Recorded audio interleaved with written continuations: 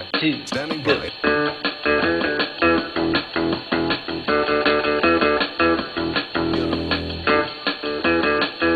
You know it.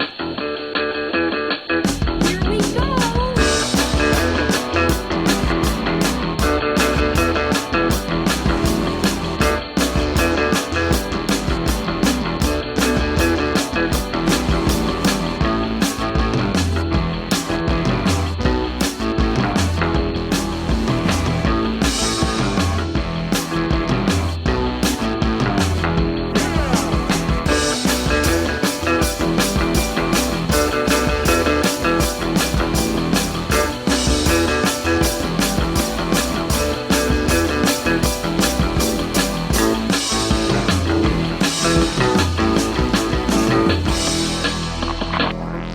Hey everybody, you're listening to, and if you're joining us on our live stream, possibly watching, the Comic Book Bears podcast. I'm Bill Zanowitz, I'm Steve Morey. I'm Caleb Alexander McKenzie. and we are your hairy, heavy homos that talk about comic books, but you don't have to be a hairy, heavy homo to listen in, or possibly stream in.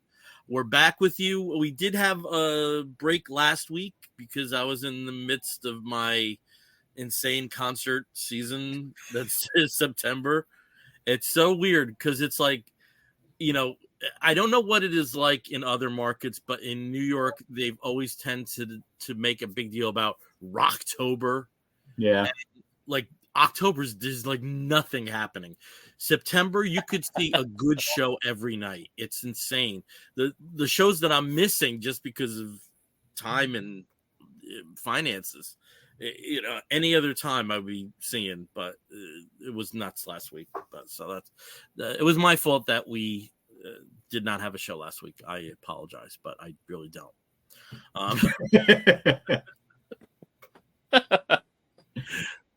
How you guys doing?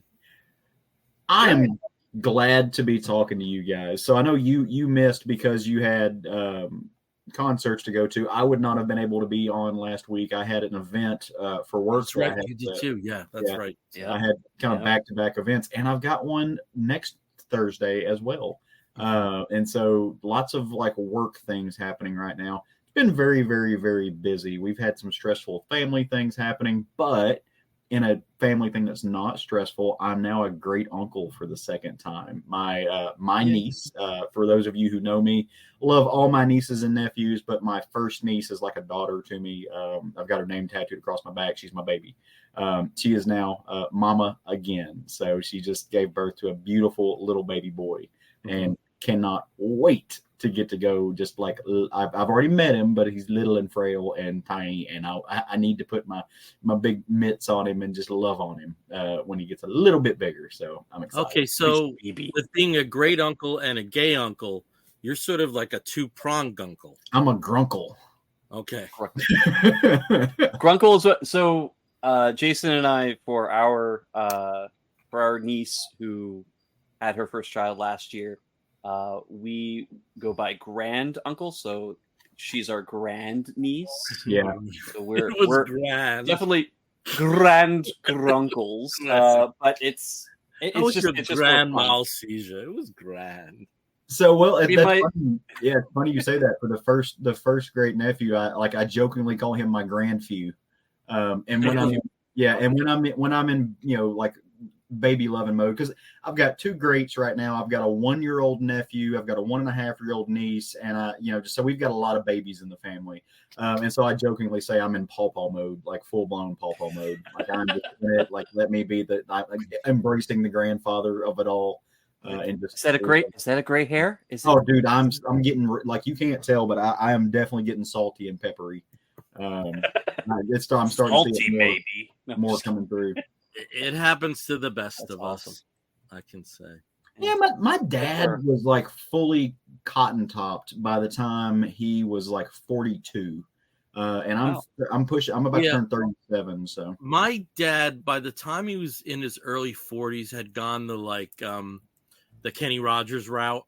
Yeah. Except he was like Kenny in reverse, like where Kenny was, was still had darker hair. It was like Kenny in reverse. It was really weird. My grandfather, he was a brunette till the day he died. So yeah, I've got two. So my grandfather on each side had dark hair, and they all had hair. My grandfather died at 92 with a full head of hair.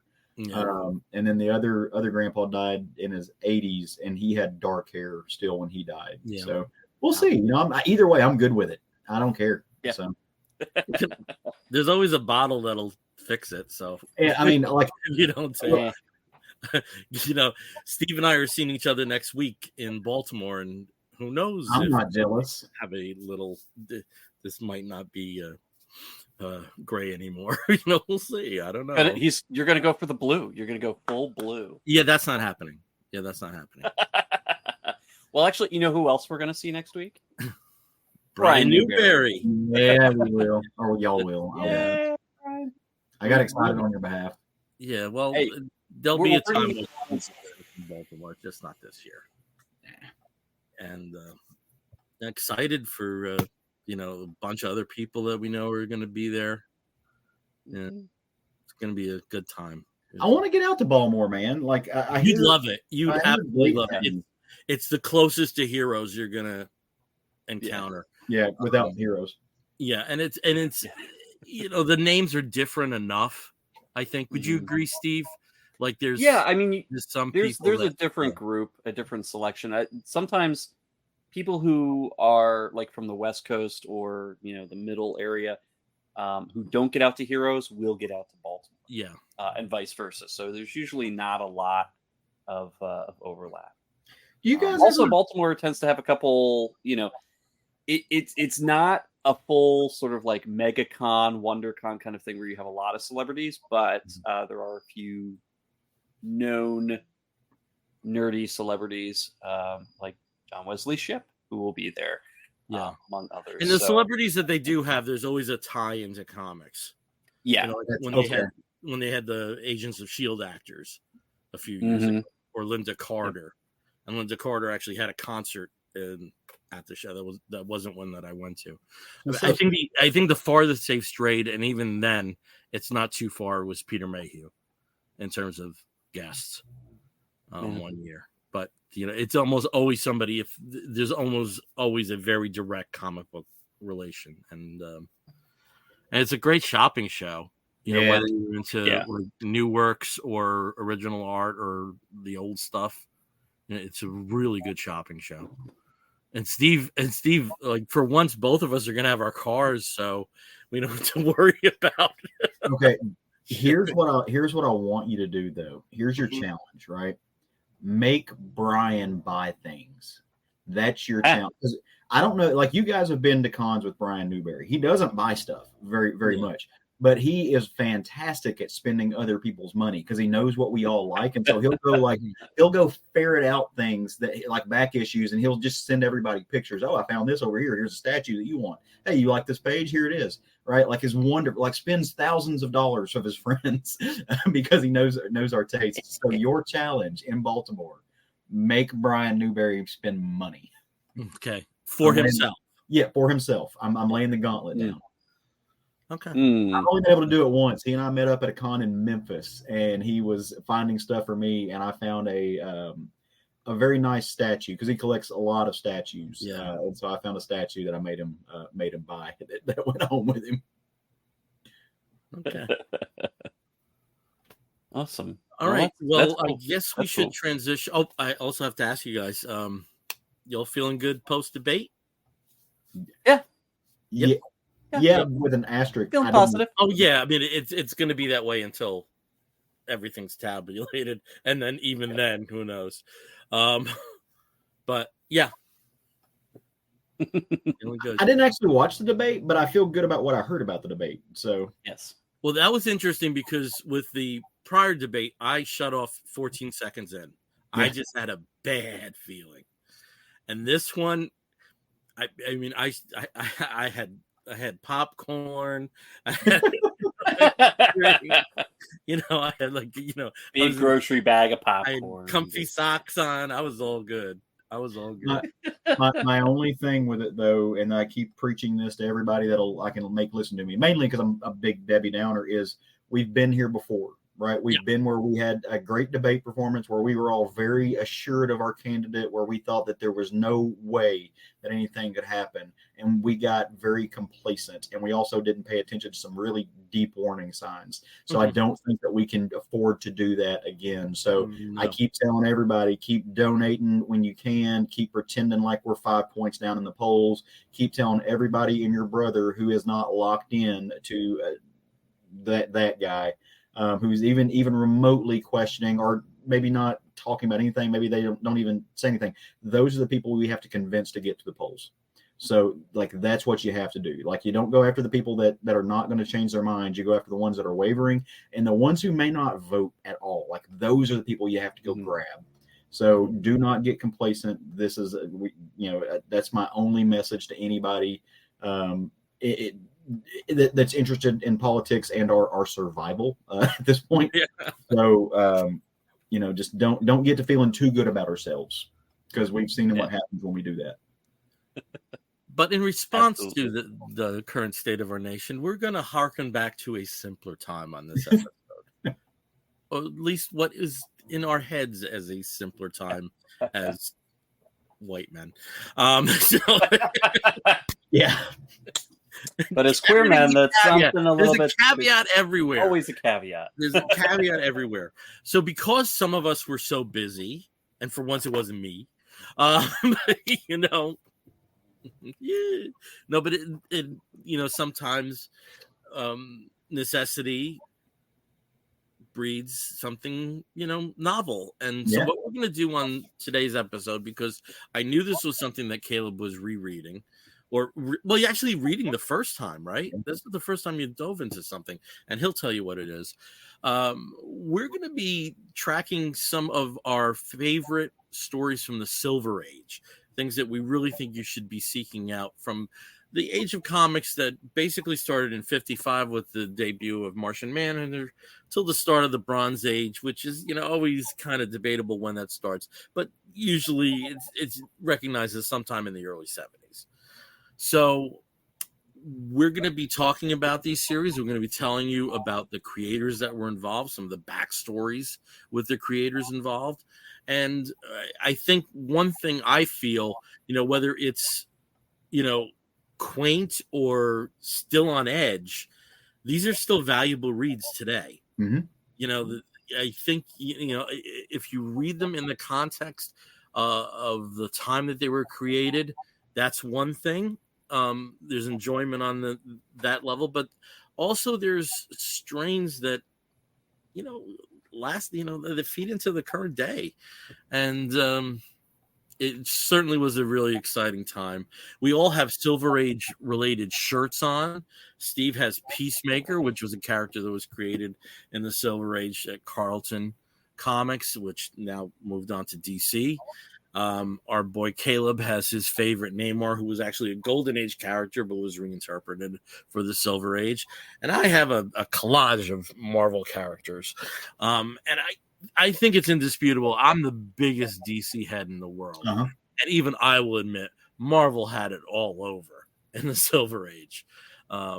Just because that was the company where all cylinders were shooting, at maximum velocity. But at the same time, it's the Silver Age starts with DC, with the introduction of Martian Manhunter and the original and the reinvention of the Flash.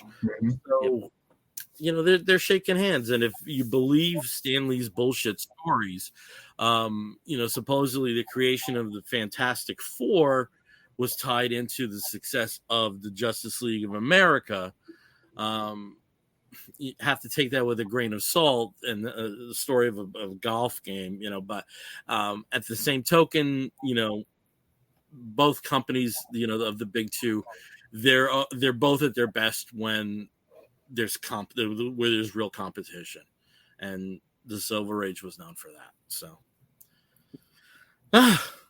and I just had such a blast rereading some of this stuff, and I can't wait to hear about what you guys are going to talk about. So.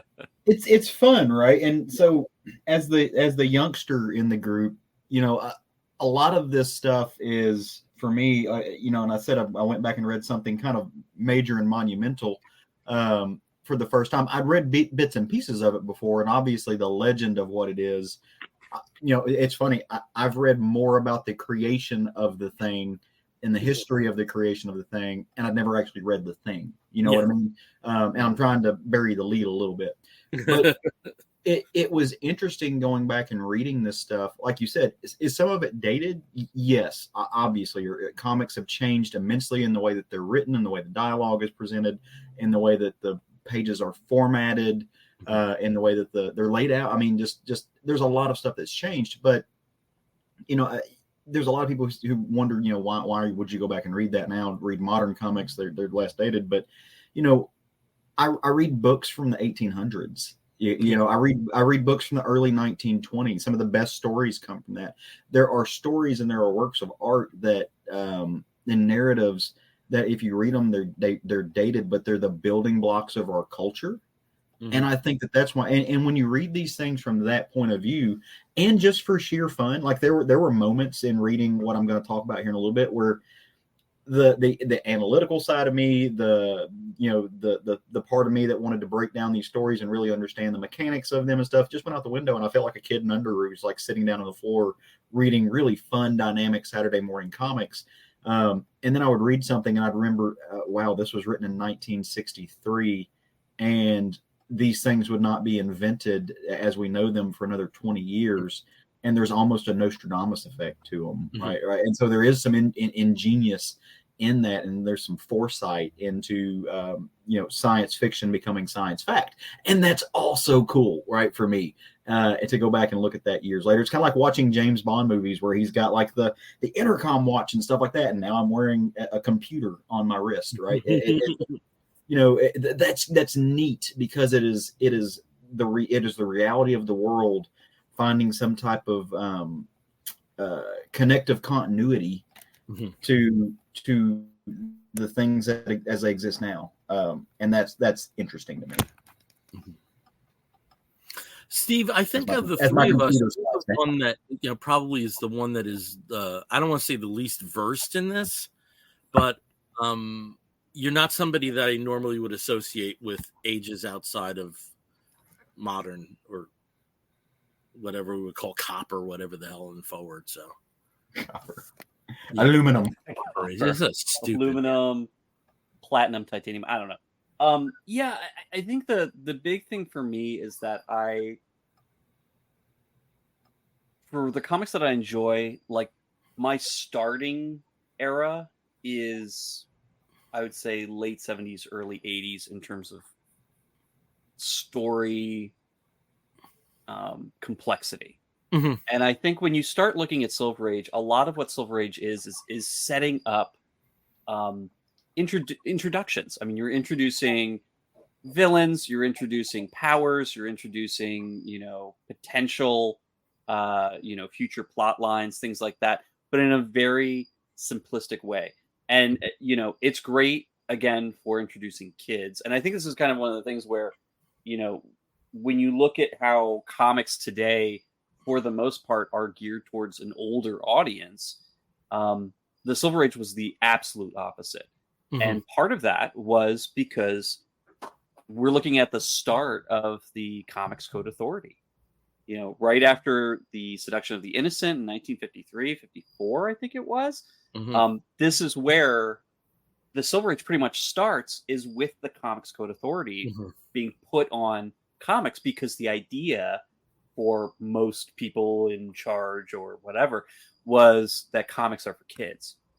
And I think that kind of limited what kind of stories, the complexity of the stories, the maturity mm-hmm. of the stories that were being written at the time. Not to say that there weren't any, really deep, complex ideas that are being shared, depending on which book or which character. But a lot of it was pretty simplistic. A lot of it was geared towards a younger audience. So easy to understand, easy to pick up, easy to remember. I mean, these were books that kids would read and reread and reread over and over and over again. And it's just, it was set up for that. I'm more somebody who can't always turn off the analytical mind and the critical mind. And so when I read a lot of the Silver Age stories, like I really do have to force myself to put myself in that kind of mindset. It's like if I'm a 10-year-old kid and I, go to the Five and Dime or the newsstand and I'm picking up a comic, like this is going to be what I'm going to be obsessing over for the next several days. I'll be trading it with my friends. I'll be, reading it wherever I can go. I'll be talking about how cool, Spider-Man or Aquaman or Superman or the Hulk or whatever is, at that time.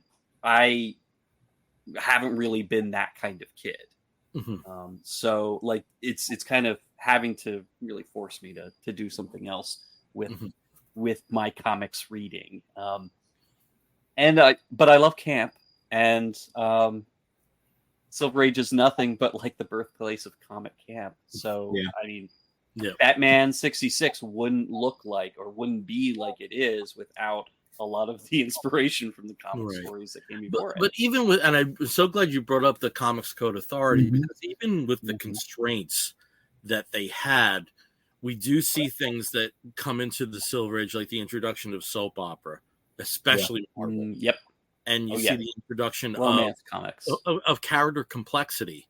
And, and some of it is like this amplified banter and bickering, but still, at least you got a personality. It's it's not like a robot. I'm here to save the day. Well, and which at points was the case.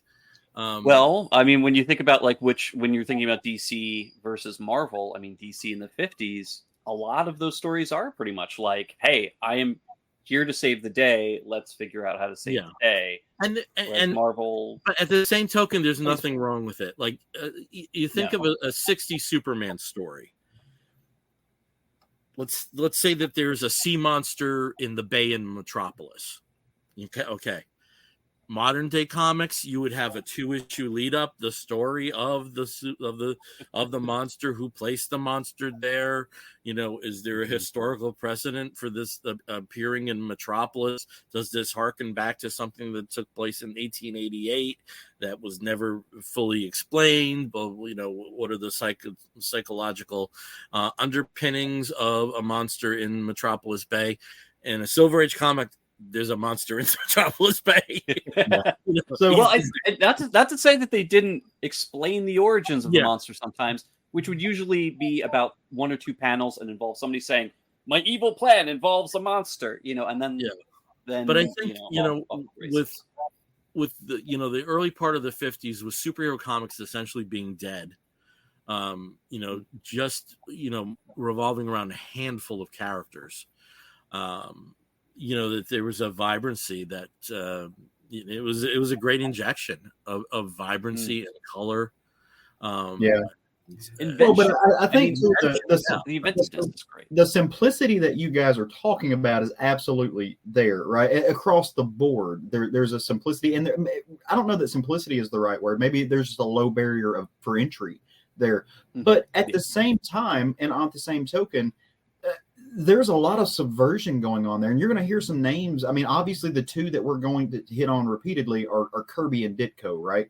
Like those two names are integral to the Silver Age, especially the Silver Age at Marvel, but just the Silver Age across the board.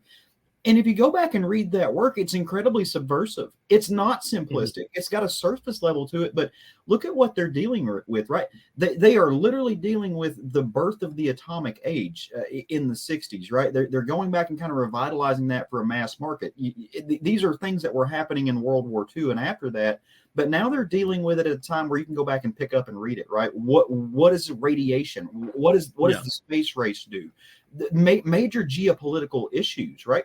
But they're also getting into, Bill, you hit on it, like the personality, but it's not even just that, it's the family dynamic, right? That is what Fantastic Four is all about. And you're dealing with, not just where you would have Superman in the Golden Age, an orphan, but still raised by 2 parents in a pretty Midwestern heteronormative white world, but you're dealing, at this point in time, we don't know where Sue and Johnny's mom and dad are, where they're just kids who have somehow just are off doing on their own thing.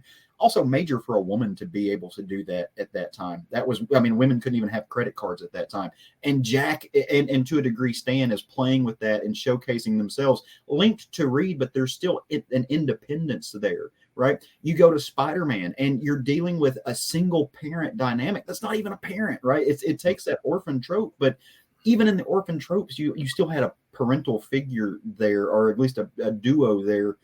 You really didn't get the Bruce Wayne Alfred parent relationship at that time. I don't think. It's something that develops later, and Alfred was missing for a good period too. But you know, to give DC their due as well, I mean, there's a lot of weird psychology because of Mort Weisinger was the Superman editor, was fanatic about therapy. So there's a lot of weird psychology going through all the Superman titles. I mean, look at all the transformations of Jimmy Olsen. And that's a Freudian bonus coupon right there. And also you have things like The Flash, you know, the flashbacks. These were very science-based stories. Mm-hmm. And, you know, again, you know, I'm wearing a Marvel shirt right now. You know, I've said Marvel, but, you know, DC made some incredible strides as well. And we'll be talking about those. So, all right. So we've been at the yapping for about half an hour. Let's get to a book.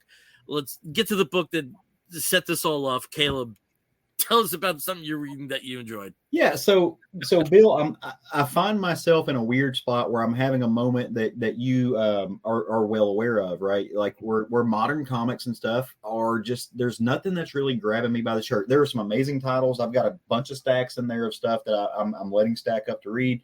Not poo-pooing comics or anything like that, but I needed to back up a little bit and try something different. So I'm reading some novels, and I decided I wanted to pull one of those giant tomes off of my shelf over there that I own that I haven't read and really just dig into it. But why not start with the second best title of the age? I'm going to give Tales of Astonish the gold star's first one because that's got two of my favorite characters in it. But I went back and I pulled Fantastic Four. The omnibus off of my shelf. I'd read the first issue. Obviously, I've read some of the highlights, The Coming of Galactus, which actually is not in this. It comes later. There's lots of things in here that I have read, but I'd never read it all the way through. This gave birth to the Marvel Age, as we know it, right? This gave birth to that everything that would become Marvel, in a way, spun out of this. Comics had never been this before.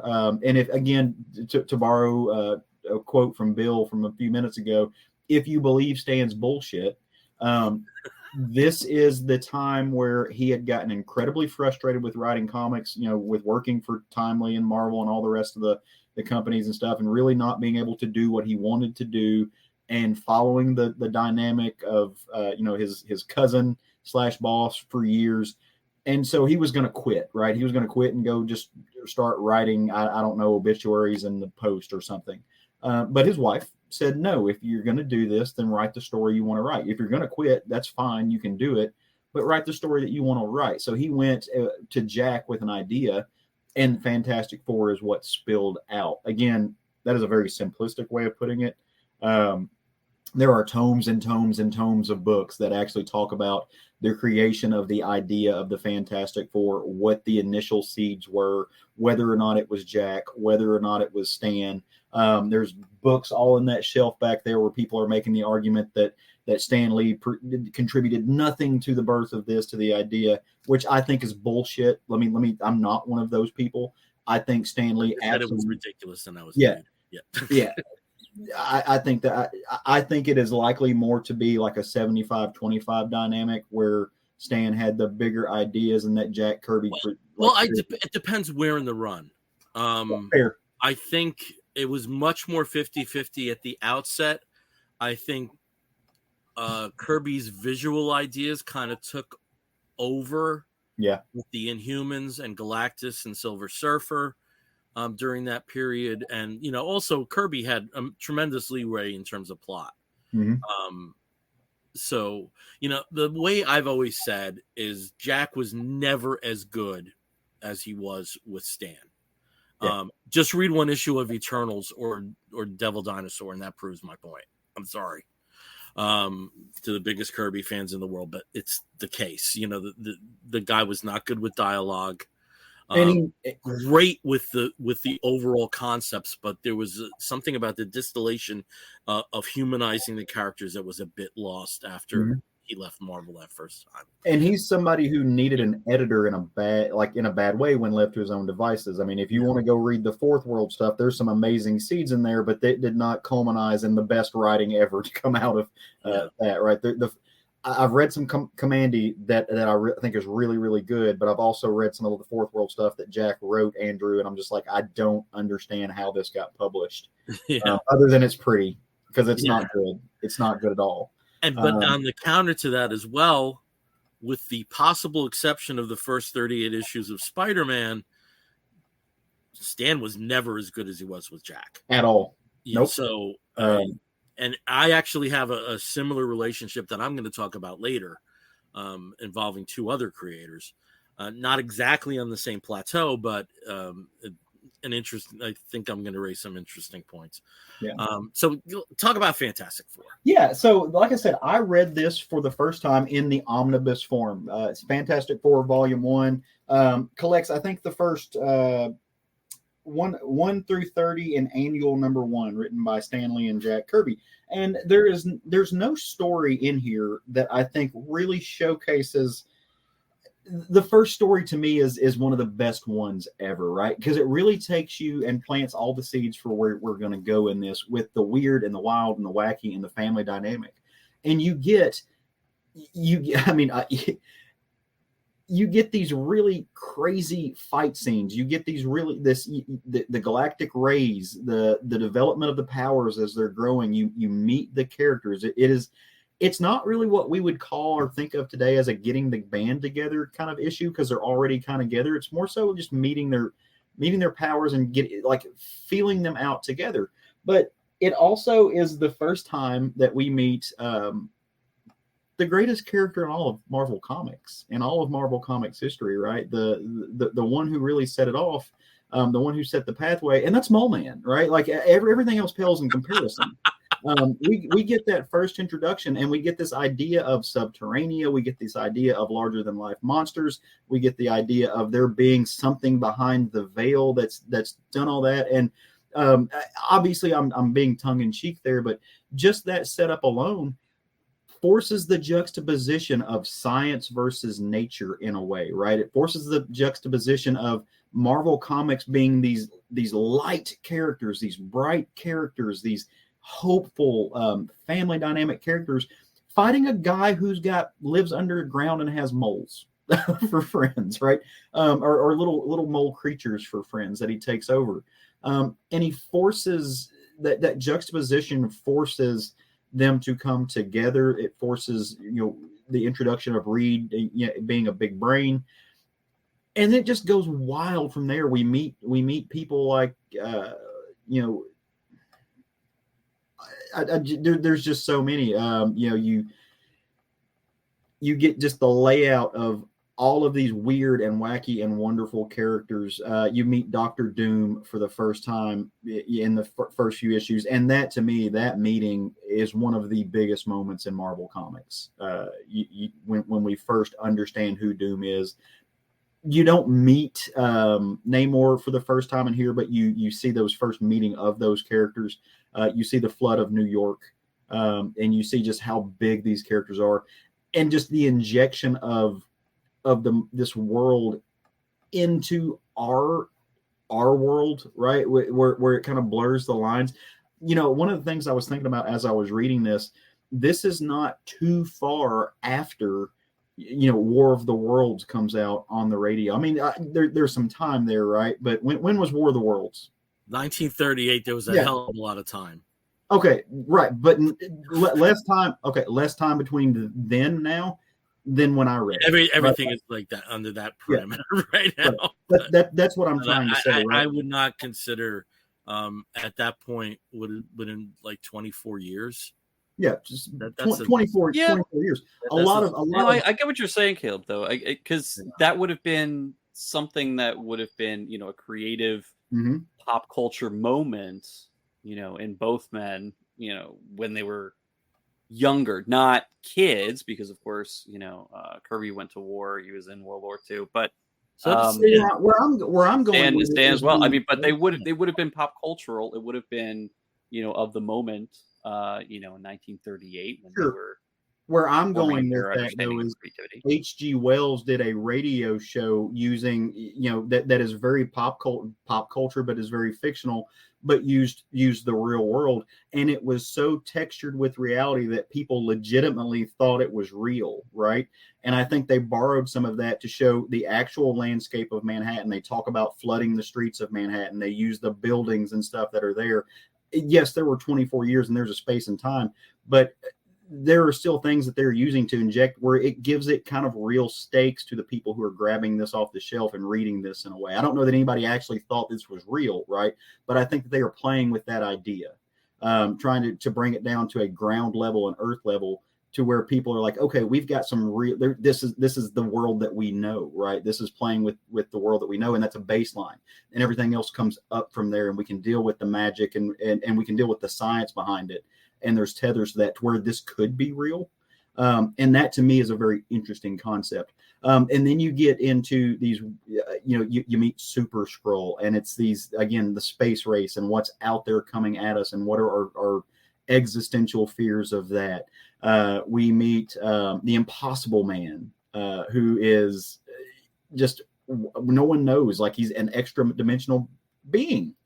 To a degree, and he's amorphic, and there's not a real way to beat him other than to be Reed Richards, right? And so you take all of those things and you set them to one side, and you deal with the fact that there's these weird dynamics of dating that are happening at the time, and Sue is being courted by Reed, but not really, because he's too deep into his work, and Namor cares.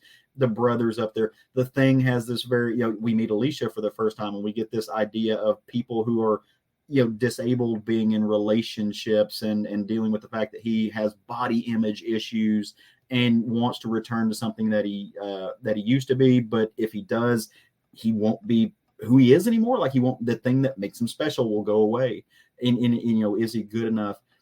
All of that is played. So you're dealing with so many spinning plates here in these first kind of 10 issues to 30 issues that really set up the world that would become Marvel. The humanization of these characters and the very real world fears that they have. As Steve's flipping through these pages, you see that, again, we met Doctor Strange. We've met the Hulk. Rick Jones makes an appearance in this. That sets it up, and you really start to understand. You see Thor flying through the background on some of these, and they start to play with this kind of shared universe idea throughout the stories too. And so you take all of that in there, the science fiction, the mysticism, the real human fears, right? The atomic age, the space race, technology, interpersonal relationships, gender dynamics, body image issues, and the ability to formulate real world problems, which not to the extent that I think Peter Parker has them in his, but just where are we going with this and who are we? Because they're rich. Yeah, but true. They have money through the they just do. Like, they don't think they really explain it. They just have money because Reed Richards is a brilliant person.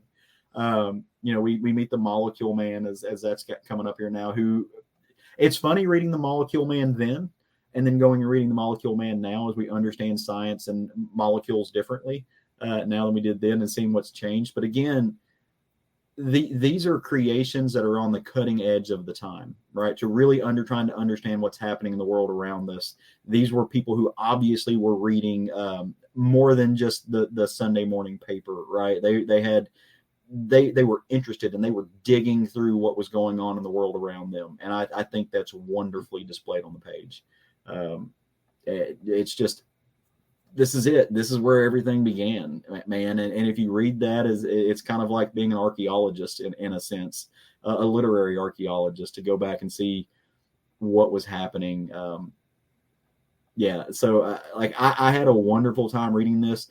Is it dated? Yes. Stan was a wordy bitch. The dude needed to cut down on 50 things, but it also just gives you that soapbox persona all through there. And you really, honestly, I want to go get an artist edition of some of this and see if I can still read it without words, because I think you can. I think Jack tells such a compelling story with his lines, that the narrative is still there without all the text box and stuff, to really develop the humanity of these characters as well, and that shows up on the page and not in the words. Yeah. So would love to hear what you guys think about this. Absolutely. Okay. We do have a question. Yeah, actually here I'm reading from this. Steve Scott. Yeah.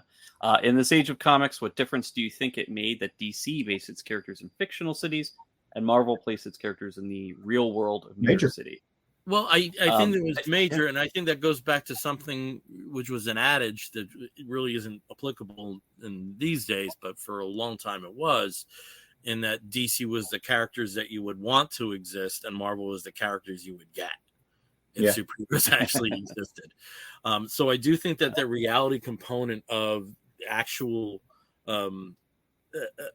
geographic locations, as opposed to these idealized versions of cities, and I don't think there's anything wrong with either of them. I think there's ways that you could play with things. You don't get Astro City without DC in the Silver Age. Yeah, absolutely. You don't get that. But at the same token, there's also something very novel about saying, hey, I'm in Greenwich. I'm walking around Greenwich Village.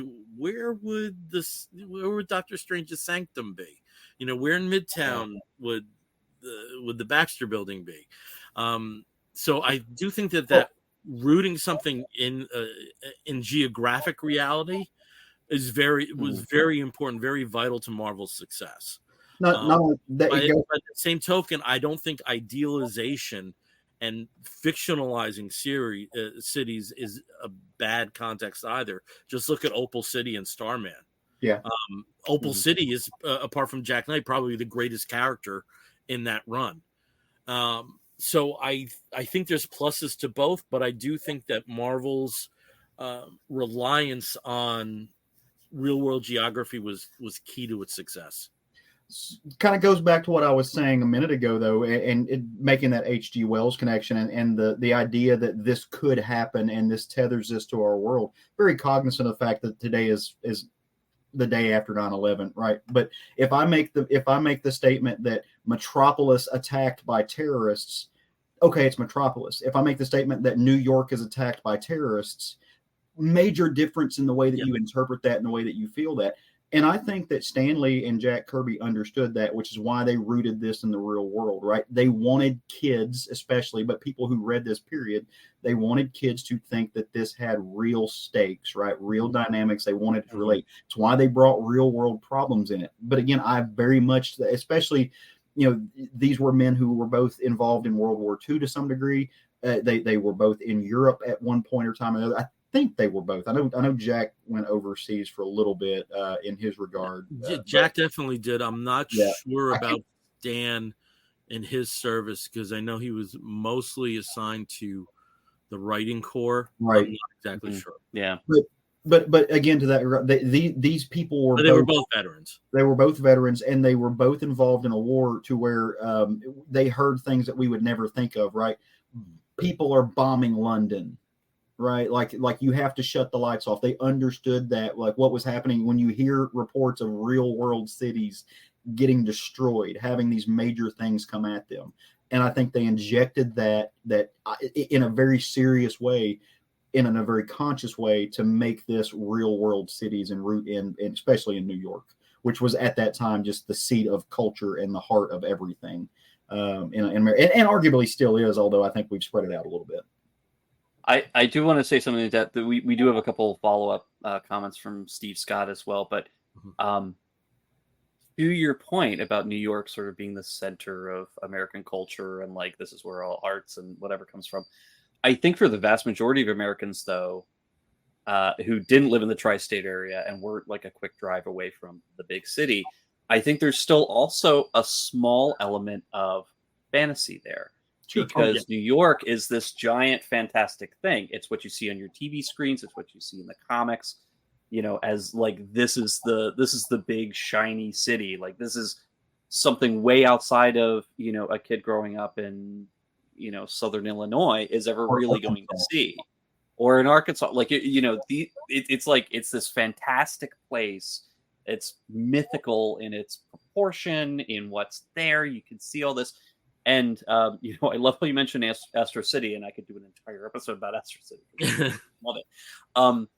Is that they take that same kind of, awe, wonder, and fantasy idea and, make New York even more fantastic. So there is this idea, if you're a little kid in Arkansas who's reading these comics, about how amazing and marvelous this New York City is. But then look, they also have superheroes. Yep.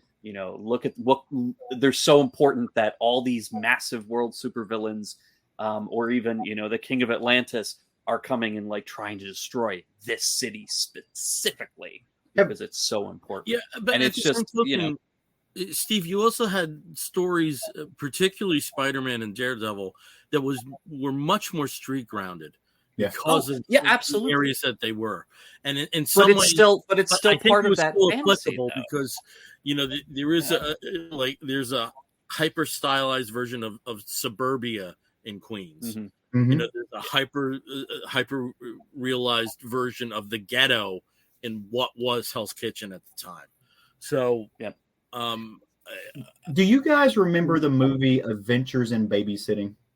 Yes, I have not seen that in 35 years. Yeah, and where she goes where they go to Chicago. There's Chicago. Well, in that movie, they live in the suburbs, right? But the city is where mom and dad work, and it's where mom and dad have to go to the super important meeting. It's also where Thor lives, right? And it's mystified in this little girl's eyes, right?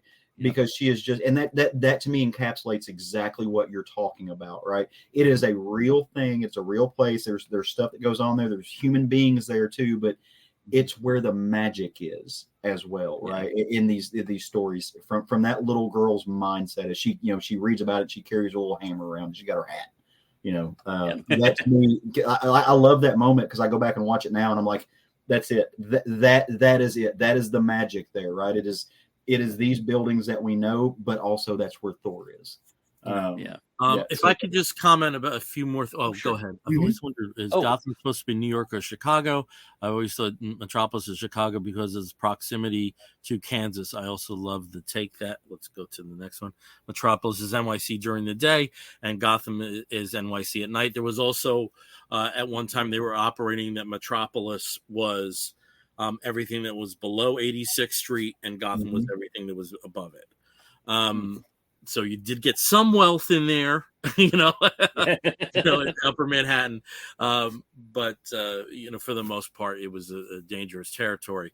In the DC Atlas, I proudly say Gotham City is in New Jersey, and Delaware is the home of Metropolis. And that's just because of in the DC universe, there was there was almost just as big a trading history in that section of the ocean as there was in the tri-state area, and a little bit higher. And so the area that you would consider Wilmington and Southern Jersey is it's much more metropolitan than the others. So that's the official word. Gotham is Hoboken. Yeah. But also Metropolis, New York by day, and Gotham, New York by night. That all works. It's what it needs to be to fit the narrative. I mean, so just a couple things I wanted to say about Fantastic Four, because I do think the first 102 issues of Fantastic Four are kind of mandatory reading if you really want to call yourself a comic book fan, as far as I'm concerned. It really was the first series, Fantastic Four itself, that really played into shared universes. Case in point, the Hulk, when it debuted, was a bomb. It lasted 6 issues and was canceled, but his story continued first in Fantastic Four and then on to Avengers until he got his own series again as a feature in Tales to Astonish. That mechanism was not present, I mean, of course, you had stuff like the Justice Society and in DC, the Justice League, where these characters played together, but they were all kind of those books in and of themselves were kind of in their own world, separate from the stuff. There wasn't a lot of connective tissue, whereas with Marvel, they played with that a lot. And I think the example of the Hulk is the most important one, where his narrative, even though his series ended, his narrative didn't, and that there was this mechanism for that to continue. And also, you know, the ideas that are in Fantastic Four are so big and so strong. Even dud villains like the Mad Thinker and Diablo, I mean, they're duds, but you know, there's still enough there, you know, that you know people can build on later on as things go. The Puppet Master. Yeah, no. Master, Yeah. the Red Ghost, and those stupid apes. You know, was he stupid? They're very smart apes. Yeah, the orangutan was my favorite. Yeah. So, you know, I've always said, you know, that the early 2000s, like some of the best comics were actually the widescreen comics, like Ultimates. And, you know, Fantastic Four may be the first widescreen comic.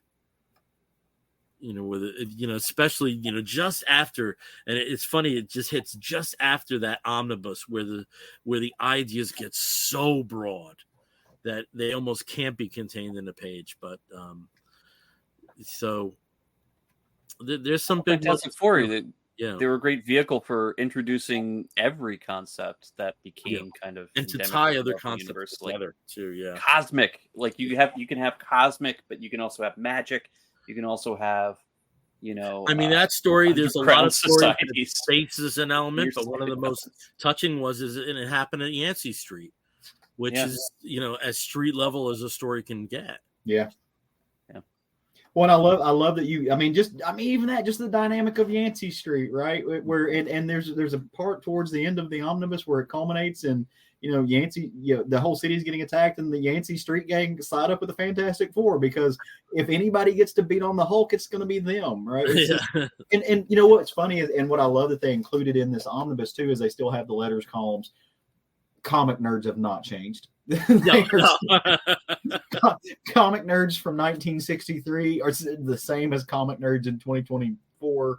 I'm reading this. I'm just like I hope Jack found you and burnt you with a cigar. Like, just not changed a bit. So, what? Yeah, like Bill, I do think if you're into modern superhero comics, this it's almost required reading, because it's the blueprint, right? Yeah. If Superman is the blueprint for superheroes, then Fantastic Four is the blueprint for the shared universe, in the modern age of comics, and it's so damn good. It really is. Okay, Steve, we got to get moving on these other books. So tell us about one book that you want to talk about. I'll be quick. So I'm going to talk a little bit about our good friend Steve Ditko. And the interesting thing is Steve Ditko did a lot before he worked at Marvel. He was a graphic artist for several years prior to him, you know, working at the big House of Ideas. And one of the things that he did a lot of was contribute to science fiction and even horror, but also Western comic magazines. These were anthology magazines that would have, you know, multiple stories, all of them very self-contained for the most part. And they needed an artist. They needed somebody who understood the writer's concepts, could actually, you know, put out a really interesting illustration of whatever idea that they were coming across. And Ditko was extremely versatile. I mean, you know, the great thing about this collection, this is actually volume 6 that dealt with 1958 and 1959, the Outer Limits, Steve Ditko archives. This kind of highlights how versatile he was in the late 50s. I mean, going from his Western series of comics, The Black Fury, to just some wild and wacky pieces like the one I'm going to show you here. So this is from a comic called Outer Space, a very imaginative title, number 19, which was, I believe, October 1958. And he did several stories in this issue, two actually that I did want to show. They're essentially 5-6 pages long, very quick. They were written, we suppose, because again it was left uncredited as it often was, by Joe Gill. These are put out by Charlton Comics, so it is very possible that it was Joe Gill who wrote these. And but he may be the most prolific comic writer of all time, even more than Stan Lee. He may be uncredited, probably in most of it. I'm sure, because we don't know. And that's and that's kind of a problem. But also there are probably some things that he's written that wouldn't have been something that he would bring up on a CV in his collected works. And this is kind of what illustrates my feeling about Silver Age comics a lot of time. And again, this is prior to Marvel Comics. So this is after DC has sort of more or less kicked off the Silver Age with their superheroes, but there were a lot of other non-superhero comics that were going at the time. Obviously, before Seduction of the Innocent, you had tons of crime comics, war comics, horror comics, and a lot of those are gone as of 55, 56, just because they've been, either banned completely or had to morph into a little bit more acceptable stories, acceptable artwork, that kind of thing. And Ditko did a great job being able to create images that fit within the Comics Code Authority requirements, but also kind of put his little spin on things, especially when it came to highlighting very bizarre ideas. And 10 billion BC is a very bizarre idea. This is kind of one of those things where, hey, what if at the very beginning of the universe there was only one planet and it was so big it was 500 light years across? Like, wouldn't that be crazy? And that's kind of what the story is. So there's this massive planet that's so huge, but it's also utopian. The people who live on it have created this perfect society where nobody really has to work that much. Everything is powered by mental energy. Everybody kind of takes a turn, like powering all of the silos, so that they can create these wonderful things. And they really just devote themselves to art and leisure and sports and, just being really cool in their capes. And Ditko, of course, here is creating these people. And, a lot of his work here, again, it's very of the time. There's nothing that's going to be standing out too crazily. We've got the same kind of, these are similar layouts to what you would see in other comics at the time. 6 panels, 8 panels. You're really not going to have a lot of variety here. And he does pack some interesting perspectives in his panels, but you can kind of see sort of like the glimmer of what he's going to do. Like his characters' faces, the way that they look, their expressions, things like that. You can kind of see that. But what's interesting here is how it plays with the story. In the story, you've got all these super intelligent beings in this giant planet that's, so huge. And we've got an evil villain. The evil villain, you can tell that he's evil because he frowns. And he has that really weird haircut, sort of similar to mine, I guess. And he just wants to do evil. That is his whole purpose in life. He's like, I hate this peaceful stuff. I want to be evil. I want to really rule everything and have all the power in the universe, which is just his planet at the time. And so he goes off on his own and, hatches his evil plan. And all of the rest of the council are like, oh my God, we need to watch him. We need to figure out what he's doing and we need to stop him. But they feel fear for the first time because they realize that, oh no, he's done it. He's figured out how to rule this world and destroy everything and, bring all the power, consolidate it to himself. With his power of mental control, he will turn every single person, all of the primals of this primal planet, to his will. And it's so evil, he blows up the planet. That's it. The end. Oh, and also gives birth to the rest of the universe. So it's just a very interesting, fun Silver Age story. 7-8 pages long. Just really silly, really goofy. And, pretty campy. But here we have like these beautiful character designs by Steve Ditko. Early, like just designing these interesting aliens. probably saw what was it? This Island Earth. I don't know if This Island Earth had come out yet at that time. Oh yeah, Exeter and his giant forehead. I mean, these are kind of like, this is the idea of aliens. We have saucers for spaceships. We have, super futuristic cities where everything's just towers and domes and everything like that. But it's perfectly encapsulates sort of like the idea of what this future alien space age kind of, aesthetic looks like in the 50s, in the late 50s. Yeah.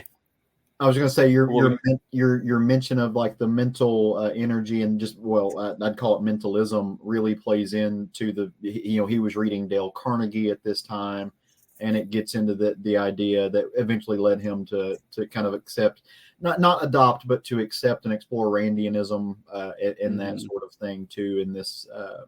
And again, I think mentalism is a good word for it. Although that if you type in that now, that leads to a whole different type of thing. That's sort of like you have a $5 bill in your pocket, right? Yeah, but yeah, and it is really interesting that he would be sort of attracted to this kind of work. Now, a lot of what he did was work for hire at the time, so it's just hey, this is what's going to get me some money. That's great, but at the same time, he can also pick and choose what he wants to work on, and he's drawn to these sci-fi comic anthologies, these like super futurist or Twilight Zoney, moralistic twist type comics, where again we're not doing the horror comics so much anymore. Like there's no like zombies coming out of the earth and like eating your wife. Now it's more like morally something is wrong with you, and this will show you why you are wrong, and you'll either get your comeuppance or you'll just learn a lesson. Like it's one of those kind of things that I guess was very strongly suggested now by the Comics Code Authority by the late 50s. And also there's commentary here about maybe the military industrial complex that is something that you don't usually think would make its way into comics essentially for children or for younger people. And that's what this story, Return from Saturn, which is also in that same comic series, Outer Space. This one was published in, I believe, December of 58.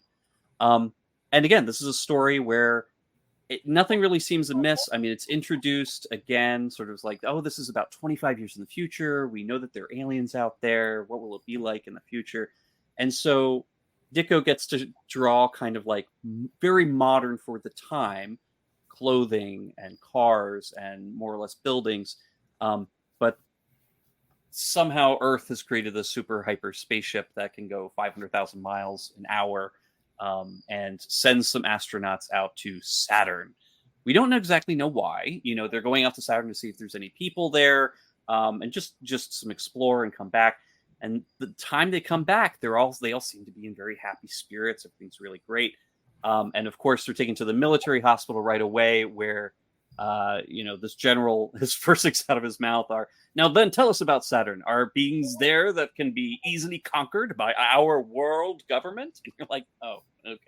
So it is kind of a fascist overtaking of, what our future society is going to be. That they sent these astronauts out just to sort of, reconnoiter and figure out if these Saturn people, if they exist, if they're, much of a threat, and are they easily conquerable?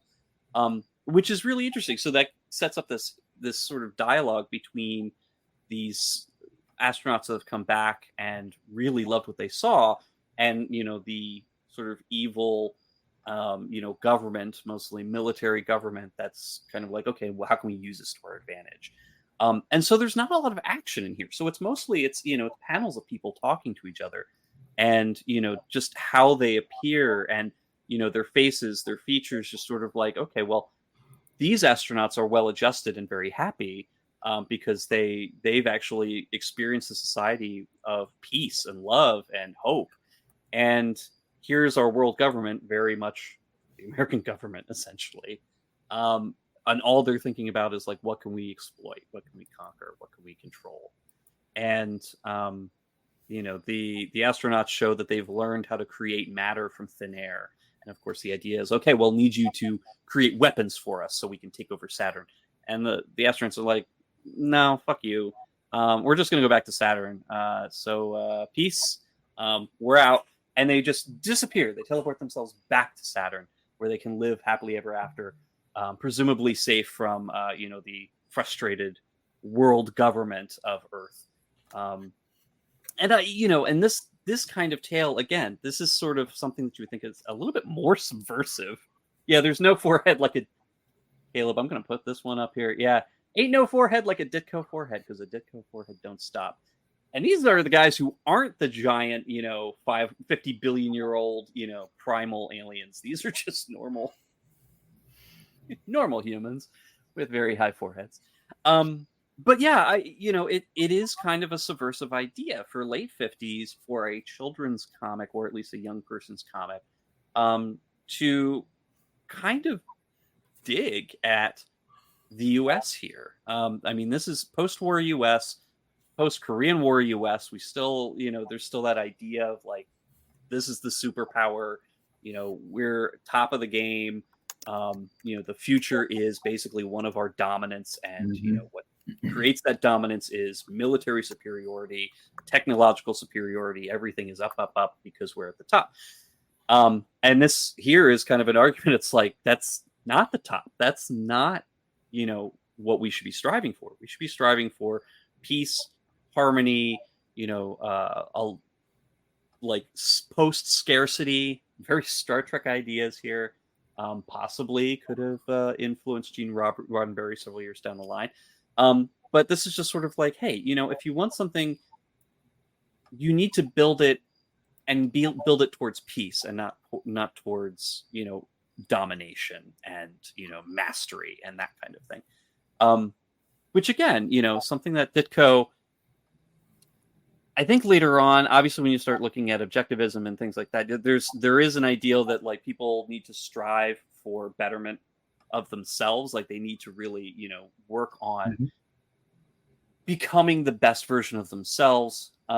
And when you compare this to kind of like the early work that he was doing here, the early work that he was attracted to, again, this is possibly written by Joe Gill.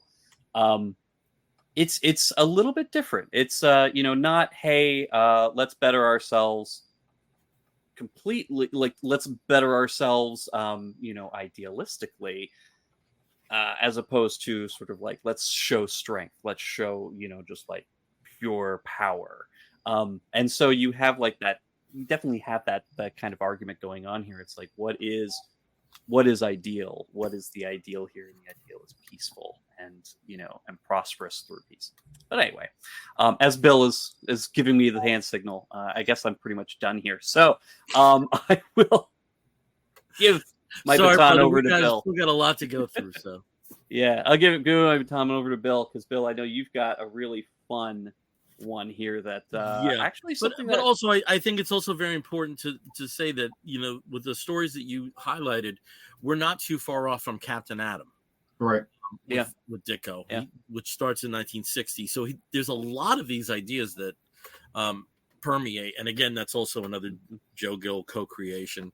But it's interesting that a lot of the concepts that you were talking about maybe the U.S. isn't, exactly the ideal government in terms of being a paragon of virtue, and the complexities of outer space and what those denizens would be like. A lot of that does travel into the Ditko's superhero work, and again, with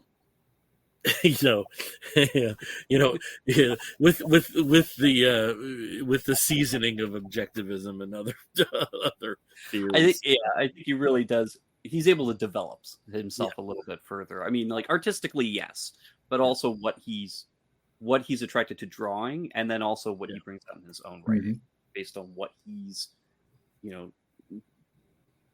contributed to in the past and worked on in the past, which is interesting, because again, this is just a few years before he really gets into the superhero work that he's most known for. Okay, well, I'm going to actually speed through the book that I want to talk about, because there's a host of podcast episodes, if you go back to our feed, that talk about this. Our friend Rob Stager, who will be joining us in Baltimore as well, hey Rob, and we co-hosted for a time the Thundercast, which dealt with the Thunder Agents. Now, the Thunder Agents were not a big 2 book. They were at a short-lived publisher named Tower. Actually, they weren't short-lived. They were short-lived as a comic book publisher.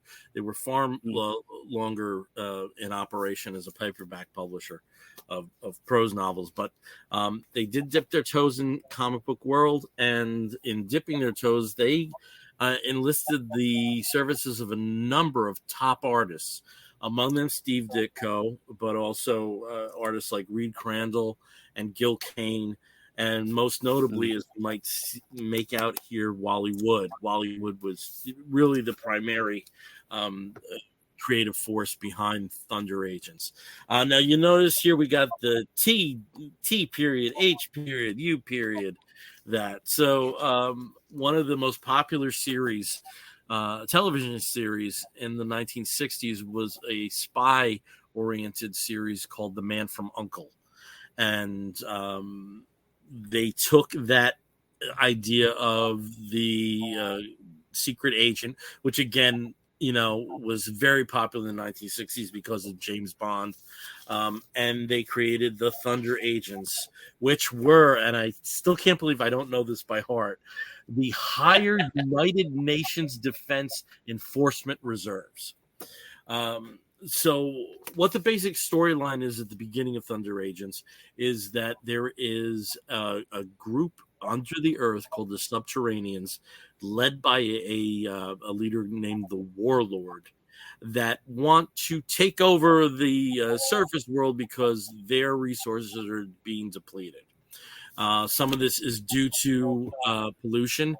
Some of this is due to drilling. Some of this is due to other mechanisms. So they're not exactly like a faceless villain, though they are pretty faceless in terms of their character design. And I think that highlights the thing about Thunder Agents, because there's always a level of complexity to this. All of the heroes, and Steve, if you can show some of the graphics, that might be a great way to lead into this here. So you see the 3 of the main Thunder Agents there, through the 4 major Thunder Agents. Right in the center is a gentleman named Dynamo. Dynamo, his real name is Len Brown.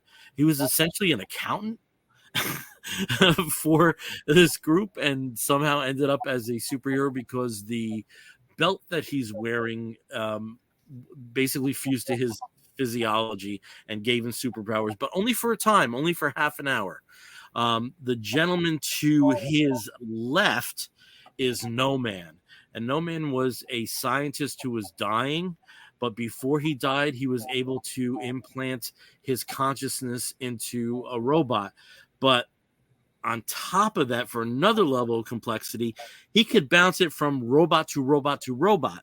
So there's a series of No Mans that are basically expendable bodies, but he can transfer his consciousness to a new one if what makes the most sense is the destruction of the No Man character, of the current No Man robot form.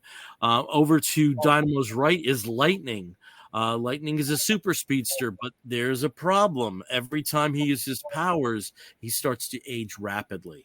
So though he's involved in this team and for the greater good, he knows that his lifespan is going to be greatly shortened because of his activities with the Thunder Agents. Steve, if you could go on to some of the other covers, you'll see in the back there's another main character, Mentor. Now, Mentor, is it Mentor or Mentor? I always forget.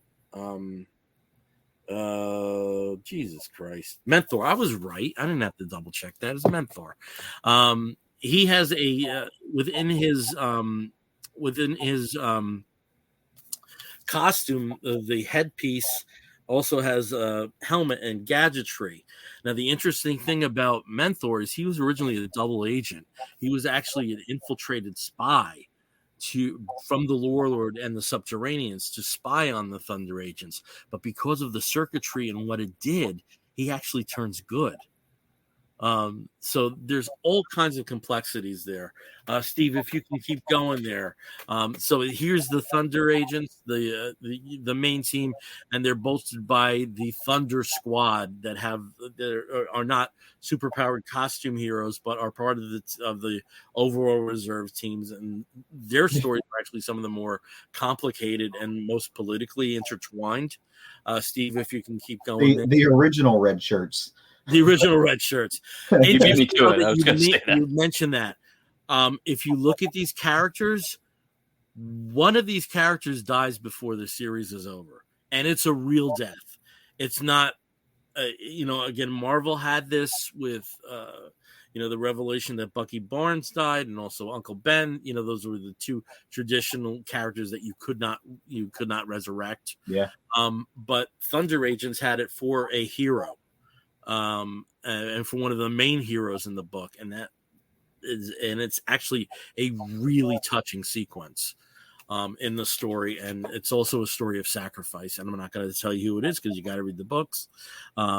Dynamo versus Mentor, and just a beautiful outline by Wally Wood there of No Man spying on them in a sense, because it's the consciousness that's looking. And there's also a complication with No Man that he can be invisible, but it's like for 5 minutes or something. Yeah.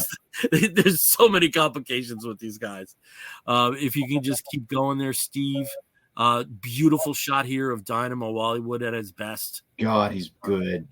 Gorgeous. This was actually the cover to Dynamo issue number 4, I believe. But when they did the artist editions, they did some touch-ups, and I think this may have been released by IDW as a poster or as a card or something, but just gorgeous work. And then, Steve, if you can keep going there with some of the things. The Iron Maiden, one of the main baddies, who also has a relationship with Len Brown Dynamo. Len Brown, apart from being an accountant, he's socially a bit inept. And the Iron Maiden, or who he has nicknamed Rusty, is kind of daring, and their love affair through the stories, which they don't exactly make public, is really interesting. It's so much fun. A forbidden priest. Yep. Steve, you may have one or two more graphics there. Just some pages. This is actually a Ditko page where you can see the difference from Wally Wood's work. Still very dynamic. Just look at Dynamo go there. I mean, that's just like perfect superhero action. And then I think you may have another page after this is a splash page again with Ditko, with a No Man story. The Thunder Agent series lasted for 20 issues. 19 of them had original material, and the last issue was all reprints. There also were spin-off books with Dynamo and No Man in their own series, and there's also another tied series called Undersea Agent, which operates in the same world, though he's not part of the team. So if this does sound interesting to you, please go to our feed. I think both YouTube, I'm not sure if every YouTube issue, Steve, if you can just keep me honest here, I don't think every episode transferred over to YouTube, but a good I think there's like one or two, but they're the other feeds though. Absolutely, yeah. Yeah, and we go issue by issue. We take a very deep dive. We take a very deep dive into these, and in terms of a possible introduction for people to a really quirky, interesting series, which has been revived at points, and even those are like just buckets of drama with those revivals. Those are interesting stories. Like a lot of properties from the Silver Age, there is a companion book that was published by the publisher Tomorrow's.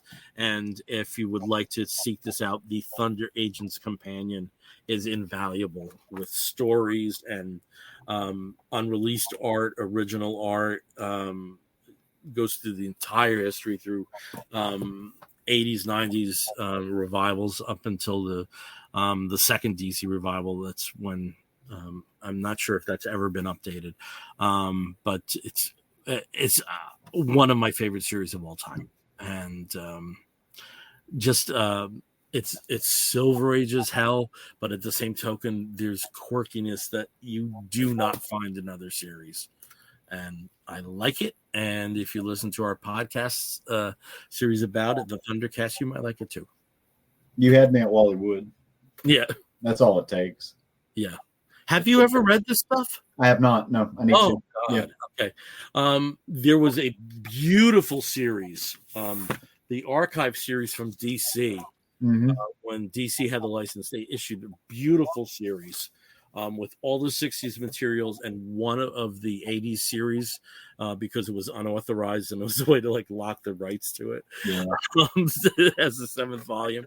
And then IDW also reprints the original series over 6 volumes. So it's still out there. I don't think any of the stuff is technically in print, but I don't think any of them were like blockbuster sellers as collected editions. But I need to look and see if I can find that, because I mean, number one, like you said, it's Wally Wood, and so I'm gonna like just look at it. Yeah, you know, like a tool. Yeah. Yeah. So, As someone who's actually listened to all of the Thundercast episodes, as a fan, because for some reason I was not invited to be on those episodes. It felt like it was like we never had a guest. We were going to have one guest who was Steve Skates, who was a writer. Really? Ooh. And then he was a writer on Thunder Agents. He had a fantastic run on Aquaman later. And he was a little sick. He's since passed away. He was in his late 70s at that point. But we never had a guest. Yeah. But I mean, you know, if you want to deep dive into each of the issues, you know, it's definitely that. It provides all of that information to you. It's, you know, and they would count as essentially page by page. And you guys know I'm always the wrap it up, you know, speed it up guy. So I'm not comfortable in that, you know, kind of idiom, but I had to be for the way that this was formatted, and it's a different me too. Let's put it that way. Well, it's because I you know, I don't mean this in a negative way. It's very fanboy, and you can tell how much you love like each issue when you're going through it. You and Rob, you know, just kind of going through each, like you said, page by page, story by story, you know, really diving down into, you know, what it looks like, what's happening, what's going on, how the dialogue's affecting the story, and who these characters are. And it's like, you really get to feel like you're actually reading along almost. And also for the Silver Age isms of there, what we also do for each episode is we present a scenario where we have, I think, 50 cents, and we are at a newsstand at the same time as a particular issue of Thunder Agents was out, and what we would buy off the stands. I love that. Yeah, I think Caleb would absolutely love that. So one of the things I was going to say is there is merit to doing that deep dive for the issue, though. Like, you know, talking about Fantastic Four issues 1 through 30 plus an annual in there. And I was just basically going off and saying, hey, here's what the first issue does. And then after that, here's all these really cool characters that pop up. Right. But you don't really dive deep into there's not time. And sometimes I think when I do those broader issues, like 1 through 5 or whatever, I miss a lot of the plot points, right? As far as somebody who's going over and talking about these things. And so they're like, I love that when you're able to sit with an issue for a little bit and just go through it and talk about it, though, because that's when you're really able to break down the craft and the mechanics of it, and you get a better picture of the criticism, more so than the first 30 issues of this were great and they gave birth to everything, and there was cities and the Impossible Man showed up, and then also there was Dr. Doom, and I loved it, and Sue was there. The end. Sue loves Namor, but Reed loves Sue. You know, you get the other thing though with Thunder Agents is that it's finite. Yeah. There were 19 issues, and like with the ancillary issues, I think it came to 26 or so. So I think because of that, that was a nice conceit that there was an end point. So I think that gave me a comfort level, but like especially you, Caleb, I really think you dig some of this stuff. I really think you really dig this stuff. Okay, I think we all have a second book. This has now become a 2-hour episode. But let's, because each of them are books I'd love to hear about, but we'll just speed it up a little bit. Yeah. Beyond what we did with the first three. So let's just keep the order that we had. So Caleb, tell us about your second. Yeah, so again, my second book is not a single issue or anything. It's just a title, right? And we've already mentioned a few times it's Tales to Astonish. And actually, Bill, I'll go through it really quick because I think you did a really great job of earlier of talking about how it came into being. Right, it started off as the Incredible Hulk, and it lasted 6 issues, and it got canceled because it was kind of a pastiche of Frankenstein and Dr. Jekyll and Mr. Hyde and all that stuff, and it really wasn't selling. And then they used the Hulk through the Fantastic Four and the Avengers, and eventually became Tales to Astonish. I love Tales to Astonish. I haven't read a lot of its sister book, Tales of Suspense, but with Tales to Astonish, I think you really do get, like, it showcases what we were talking about earlier, that this is a shared universe and these heroes do interact with each other, right? And so much so that they can share a book and they show up and you get these repeat stories. But it also kind of it opened up to say, hey, we do have these catalog of characters, and so we're going to give you 2 different characters per issue, and you're going to get to read about them, and we're going to expand our fan base, and it's going to morph over time to become a thing. Tales to Astonish, again, I love this because we're getting into some cohesion. Those issues of Tales to Astonish, more so than Spider-Man, are where I really first kind of fell in love with Steve Ditko, and it's not some of his best work at all. Right? But no, but that was his work on the Hulk is very much a paycheck. Yeah, it is. It's a paycheck for him, but even as a paycheck, it's still incredibly cool stuff, especially when he's drawing Namor, right? You get him really playing with some of these characters that he's not going to be known for. You think Ditko, you think Doctor Strange, you think Spider-Man. You don't necessarily think some of these other folks, but he gets to play around with them, right? He gets to play around with Ant-Man. He gets to play with this whole cast of characters, and he does it in a way that he's not in love with it, but he's still going for it, right? He's doing neat little things, and you can catch moments in there where he's like, hey, I'm going to practice this so I can use it for myself later.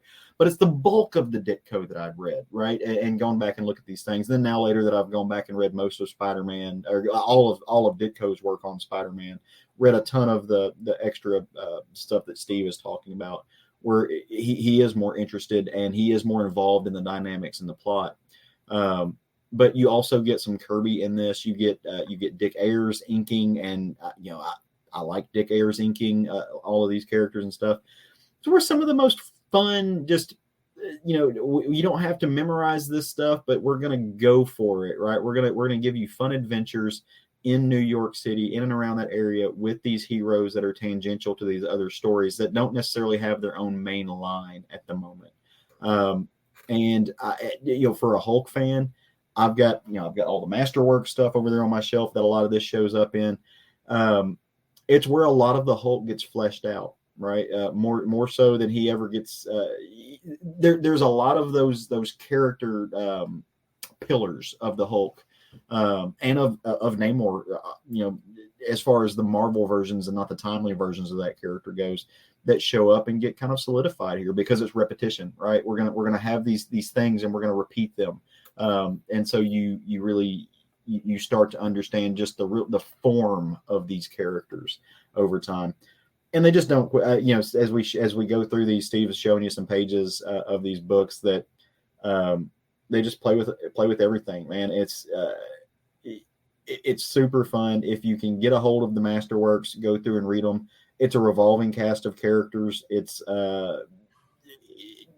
Ant-Man. I think there's a ton of Ant-Man in here that really locks in who that character is too. So eventually this would go on to end, and it would go back and morph into the Incredible Hulk over time, and just lock into that. But they're amazing issues. I've got a couple of them signed by Stan Lee because he worked on them. To what degree we'll never really know, but he put his thumbprint. That's funny because I think out of the titles, I thought that Stan was the most involved with the anthology titles. Well, I think he had. feel I like think those he had to be ones right have the because he was. most of his stamp. I think because the artists change fairly frequently for the runs, but I do think between Astonish and Suspense, those are the more stand titles than some of the others. Because he had to make them cohesive to some degree, and so I pulled out my box that I've got a bunch of these in just to play with them. I think the oldest issue of this that I have is 62. So you get that. You have 262s? I do. I have 2 of them. I don't know why, but I do. Okay. you get Giant Man in there, and some more. I have the last one, and I have that issue. You have 2 of those issues. Oh, there's yeah. 70. Yeah. I love these. And I love the covers on these, right? This was back in the day where covers actually told a story. Yeah. And so you get a really great sneak peek. There's word balloons on most of them. There's dialogue and interpretations on them. So great stuff. I love it. We could do a whole thing on this where we can go issue by issue on this. We'll astonish you with tales later. Yeah, I'm surprised you didn't talk more about the Namor series in there.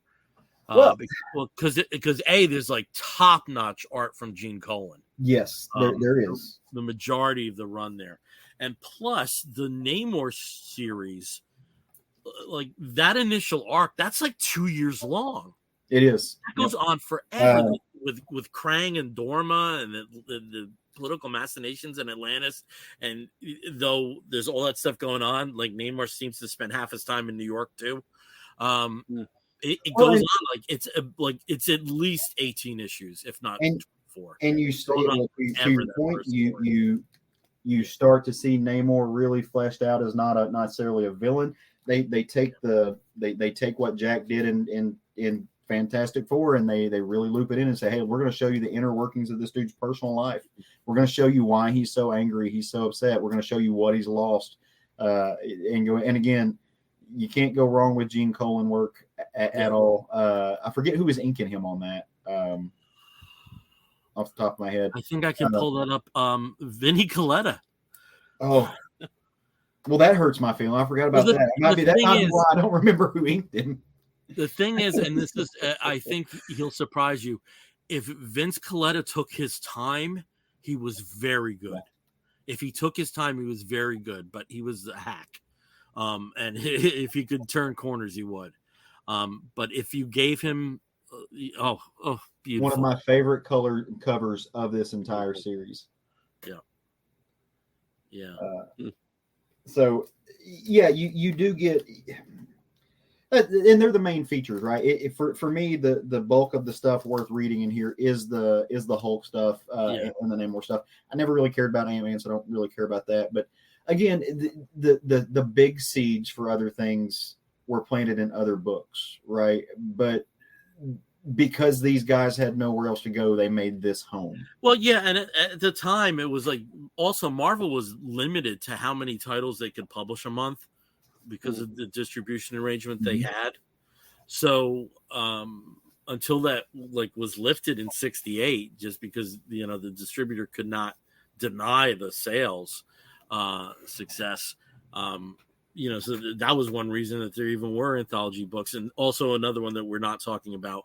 Strange Tales, which was initially Human Torch, Doctor Strange, and then Nick Fury, Agent of S.H.I.E.L.D. Well, we talked about. I haven't read a lot of that either. Oh, I've read a lot of '60s Marvel. I just have, yeah. Mike Esposito and Adam Austin are in a lot of these. I'm going through and looking them up now. Yep. Bill Everett. Well, Adam Austin is Gene Colan. That's right. Yeah, I forgot about that. That's a pen name that he used. Well, we talked about one monarch of Atlantis. Let's talk about another. Steve, what's your other 60s? Well, my other 60s book is, and again, one of the things that I love finding are cheap copies or any copies, because sometimes these are not so easy to find anymore. Which is too bad. Same thing with Marvel Essentials. Some of those are incredibly hard to find now. Yeah, but these showcase comic collections that were put out by DC for years, they were some of the. I mean, yeah, they sure got. I mean, these were some of the only ways for a long time that people could actually read a lot of these back issues that are harder to find or extremely expensive or just never get reprinted.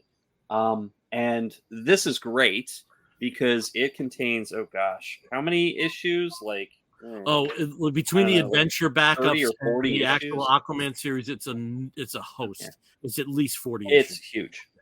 It's just huge. And I got this copy at Ollie's, which is great. But I also was able to find a lot of other stuff at Ollie's too.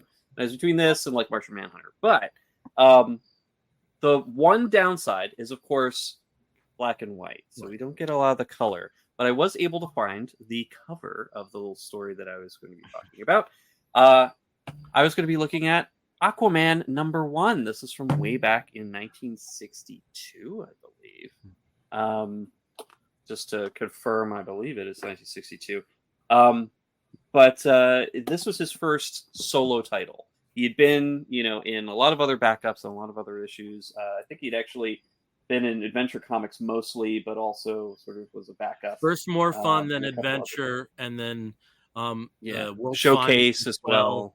Well, Showcase was a tryout, and also for a time in Detective Comics, which is not a sensible fit, but which was strange. I completely understand that, but in his own title, he gets to basically run the show. So the great thing about this is that it doesn't function as like an origin issue. This is just jumping right into an established hero with his established sidekick, Aqualad. Just really highlighting a fun adventure where their powers and their weaknesses are right on display. This is back when Aquaman and Aqualad needed to be kept wet. Basically, they had an hour out of the water, or else they would become powerless. And so, this is just a wacky story. Introduces a fun trope from a lot of 60s comics where there's a fifth dimensional imp. A water sprite from a lower ocean below the Earth's oceans named Quisp, not to be confused with the cereal that was popular at the time. But, basically they go and are fighting a trio of fire trolls that have come out of like a volcanic vent in the ocean. And it's fun. It's fun. It's goofy. They are overcoming obstacles. They're barely doing any damage to the fire trolls themselves. In fact, this is probably one of the more interesting comics that I've read where there's not a lot of actual fist fighting going on. They have to actually come up with alternate ways to stop these unstoppable creatures. And this is it's fun. The art is all by Nick Cardy, who's all over, early 60s DC. The author on this one's not given credit in Showcase, but I was able to find out later it's Henry Boltinoff. Yep. Was the one at this time it was Jack Miller and Henry Boltinoff were more than likely the writers of the Unknown. Absolutely. Yeah, which is kind of frustrating to me. I mean, today's comics universe, you want to give everybody credit. But no one writer, the artist, the inker. Exactly. It's like, who wrote this? Who drew this? Well, it doesn't matter. We're having a good time. Mm-hmm. But it's a fun story, and to me, kind of personifies like a great Silver Age superhero comic. It's fun. It's goofy. They get in all sorts of scrapes, but they always make it out at the end. So or at least very much DC. Silver Age superhero story. I think there's important things to know. Again, his the 3 issues of Showcase that are in that volume were the first time an Aquaman story went beyond 8 pages. He never fronted a book until then, and the focus on the licensing and the prominence of Aquaman was enough that he was one of the first DC heroes to have an animated series in 1967. So, and if you look at like the licensing, like he's up there with Superman, Batman, and Wonder Woman, which, people always talk about super friends. Like, why was Aquaman then? Well, because a lot more people knew who Aquaman was than they knew Flash or Green Lantern. just because the way that that the licensing and the appearances outside of comics went. Steve, if you can just put that graphic back up. There's also something very important to note. This is the first time we get the classic Aquaman logo, which, as far as I'm concerned, is in the top 3 logos of all time. I absolutely love this logo design. It's sleek. It's simple, and there's still, because there's the arch, it's powerful. I love. They kind of better it a little bit as time goes on. It becomes a little more powerful, a little more edge to it. But I just absolutely love this logo. And another important thing to note is it says Aquaman, but Aqualad is, as much a principal character as Aquaman is in these stories. He's in every page. Yeah, he's on every page. Very much a duo through this, and that basically stayed that way until the introduction of Mira into the series, which I think was like in the issue 19 or something. When did Ramona come on that title? Ramona was already off by this time. Okay. She had. And actually, this have almost all of the Ramona appearances. Yeah, too here. I think they all sort of were. Yeah, she had come in I want to say 59. Yep, 59 all the way which would through have been right after Kirby. Well, it would have been right around the same time as Kirby on Green Arrow in Adventure. So they kind of go hand in hand. She's on there until 61 under Adventure Comics. So I think it may have come in a little bit earlier than that, but they consider the Silver Age for him to be 59 when they actually reveal his origin for the first time. Gotcha. Okay. In the first story. And there's, I know a lot of people poo-pooed the telephone books, the essential, because this is very simple paper, but just the bang for your buck in terms of the reading is fantastic. There's some stuff doesn't work as well in this format. Green Lantern in particular, I think, because it's such a color-based character. Legion, which was a series that had a hell of a lot of dynamism, and the colors don't work as well. The DC and Marvel horror in the 70s and the Jonah Hex work I would rather read them in black and white than the color versions at this point. Yeah. So I miss you Essentials, but my bookcases don't. They're all there. Okay, so we were talking about backups, and for a long time in comics, particularly and it's hard to call action and adventure and detective anthologies, but they effectively were. There was always the lead with Superman or Batman or Superboy, depending upon the title, but backups were the way to go. It wasn't uncommon in the mid to late 50s for each book to have 3 stories. The first story would be a bit longer than the backup 2 would be 6 to 8 pages. And a series that started as a backup was Tales of the Bizarro World. Okay, so this is some of the craziest shit that happened pre-Marvel.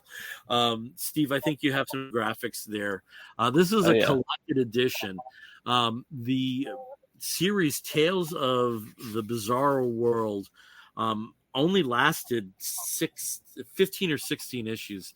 Adventure 285 to Adventure 299. With issue 300, they were replaced by a much more substantial series, Legion of Superheroes. But what we have in these appearances is some crazy, crazy stuff. The concept was with Bizarro, the way in the Silver Age version that he came to be was that there was a device called the duplicator ray, which was imperfect, and that's how when it was shot at Superman, we got Bizarro, and then how it was shot at Lois Lane, we got Bizarro Lois, and at some point off panel, someone shot the duplicator ray at the Earth. So we got a Bizarro Earth many, many miles away on the other side of the sun. But instead of it being a round, it's a square Earth. And that's the conceit that follows Bizarro through this. And you just have to take it with the biggest grain of salt that these actually took place in the same universe that these other stories were taking place. Steve, if you could just keep going there with the ads. This is the first issue, Tales of the Bizarro World, with the main character Superboy, who was the lead adventure at the time, involved in a ball game with a bunch of Bizarros. This page never appears in the comic book. And then I included some splash pages from some of the other stories.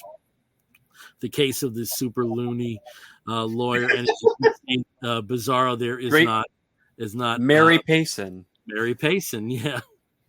And you also like instead of Stella Dow, I forget what his secretary was, but you see the Bizarro versions of Jimmy Olsen there. And then if you can go to another page there, Tales of the Bizarro World, this is where blue kryptonite these blue kryptonite beings are there and they're invading the Bizarro World, and because of their radiation, they're killing all the Bizarros, but that's okay because it's the Bizarro World. As you can see, Lois, their radiation's am deadly to us. Isn't that wonderful? And through the whole series, you have the backward logic. Orphanages are for adults and not children. The cars go in reverse. They never go forward unless you're backing up, and that's when they go forward. In Bizarro World, Clark Kent the Bizarro Clark Kent is his secret identity, his superhero being, not Bizarro. There's all this kind of crazy twisted stuff. Now, all the series, though there were a host of artists at the time, all the issues are written by Jerry Siegel, who was the co-creator of Superman with Joe Shuster. He had left DC Comics in 1947. He returned in 1959 as work for hire, working on the character he created and the universe he created, but didn't enjoy in the spoils, and that's a story for another time. But his editor on the Superman books was a gentleman named Mort Weisinger, and by every account, and I literally mean this, every account, the dude was garbage. But there is something about Mort Weisinger's dictatorial control that provided for Jerry Siegel having a renaissance as a writer. And through the Superman stories, especially the imaginary stories that take place, the Supergirl, Jimmy Olsen, Siegel also, basically shepherded the Legion of Superheroes through their first appearances as a team in their own feature. He was kind of at the top of his game. And I think there's something about the tension of having an asshole editor who had good ideas. He did have good ideas. He may have not been great in the way he conveyed them. And Jerry being terrified of being fired for not living up to the assignments. It's really good writing. And you see when he's free from that and goes to Archie and writes their superhero lines, the stories are garbage. They're terrible. Mm-hmm. So, we were talking about Stan and Jack, and Mort and Jerry is a weird twist that I wish the guy didn't have to go through it. But at the same token, you have this to read, and the story is wonderfully quirky. And I wish someone would take a really almost like a Zach Crucy look at Siegel during this time period, because he basically only wrote Superman universe stories. There's 2 Adam Strange stories in the mix, and that's it. I was surprised how they were of a higher brow than I thought, reading these initially as a kid as reprints. And there's just some great twisted ideas in here. And this is, another book technically out of print, but you can find it everywhere for pretty quick. And it's all the stories. It's the entire series of backups. So Tales of the Bizarro World, another Silver Age gem. So awesome. All right. The square wheels kill me every time. Yeah. Oh, there's just so much, and like this. Just look, it's a throwaway, but the stenographer in the court. I'll leave that to be a surprise for people. All right, so we've given you some Silver Age suggestions, and this was a little different episode for us, but I had a really good time talking about the 6 series that we did. This is cool, All right, well, we're going to start wrapping up the Comic Book Bears podcast episode that we're involved in right now. And when we do wrap up an episode, the first segment we get on our road to the end is something we call Geek Kits, where we spotlight something that we may have gotten in the 2 or 3 weeks since we were together. Caleb, do you have a Geek Kit? I do. So I pulled a Bill. Oh God, I'm knocking stuff over. I pulled a Bill Zanowitz this past week. And I went to a concert on a weekday and saw one of my favorite bands, who is they're in I call them folk punk, but honky tonk punk. I don't know what you want to call it. It's Sarah Shook and the Disarmers, and saw them on Tuesday. I fell in love with this band about a year ago. Was very happy to see that they were playing a place here in Little Rock called the Whitewater Tavern, which is legendary in its own right. It's a dive bar, but there have been some insanely amazing and talented and big names that have come through there and play. So I went to a show on a Tuesday night and got about 2 foot off the stage. Nobody was in front of me and just had a blast. And, got to meet the band, hung out with them for a little bit. I think Steve, I sent you, there we go. Yeah, that is Sarah Shook and myself just having a good little time there. Hanging out, and that got down in the crowd and played in and among the crowd. So we had a wonderful time. Picked up the 2 albums of theirs that I don't own, and this is cool because, like I said, it defies genre. It's a mix of honky tonk, rock and roll. It's queer. It's a good time. So I'm all about it. So go check them out if you don't know them. All right, cool. We're on my rotation, thanks to you, actually.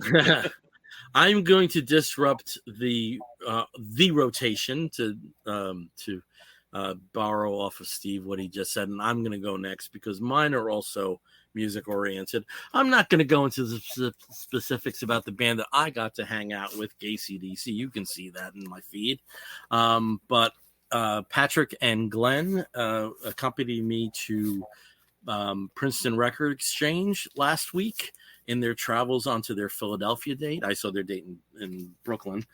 And I picked up 2 vinyl albums. And if the dichotomy between the two do not adequately define Bill Zanowitz as a listener, I don't think I know anything but would. The first of these vinyls here is, and I just called them vinyls, and they're not vinyls, they're albums. This first one is the first time on vinyl for Throbbing Gristle TGCD1. In 1986, Throbbing Gristle released an unreleased 1979 recording. And until now, it's only been available on CD because it was a CD release. It was even named after that. So this is the first time that has been released, and their lightning bolt logo is just it's iconic, and this is very early industrial music, not to everybody's taste, but for me, they were the first band that really challenged what my perceptions of what could be considered music was, and they will remain one of my favorites till the day I drop. And then the next one is the other side of the coin, something completely commercial in definition. This is the soundtrack to the 1970 film Tomorrow, and this was a Don Kirshner created group. Tomorrow is also the name of the band, and if you'll notice, the young lady that's in the middle of the 3 men there, that's a 21-year-old Olivia Newton-John. So before she had solo success, she was briefly a member of Tomorrow. I have yet to watch the film, but Steve graciously was able to connect me with it. So I may have a secondary report, but if you know about Don Kirshner's history in terms of the manufactured groups, he was responsible for two of the big ones, the Monkees and the Archies, and this music is very much in that exceedingly pop vein. So, Throbbing Gristle and Tomorrow. I mean, Bill, before we move on, where do you land on the whole debate about whether Throbbing Gristle are the godfathers of industrial? Oh, there's no other. Okay. There's no other. There's no other.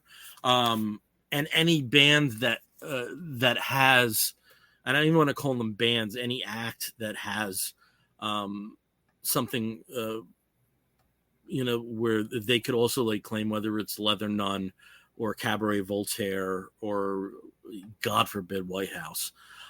There is connective tissue with TG. So, yeah. Okay. There's a group called White House that was named after one of the Mary Whitehouse, who was one of the highest. Oh, that's where they got the that's where they got their name. And for my years, White House were specifically designed to shock, whereas Throbbing Gristle, though a lot of their visuals and music itself was quite shocking, it wasn't conceived in that phony nature, as far as I'm concerned. I am not very high on White House. Nurse with Wound is another early band along those lines, but for me, TG is it. There's no thing that we know is industrial music without Throbbing Gristle.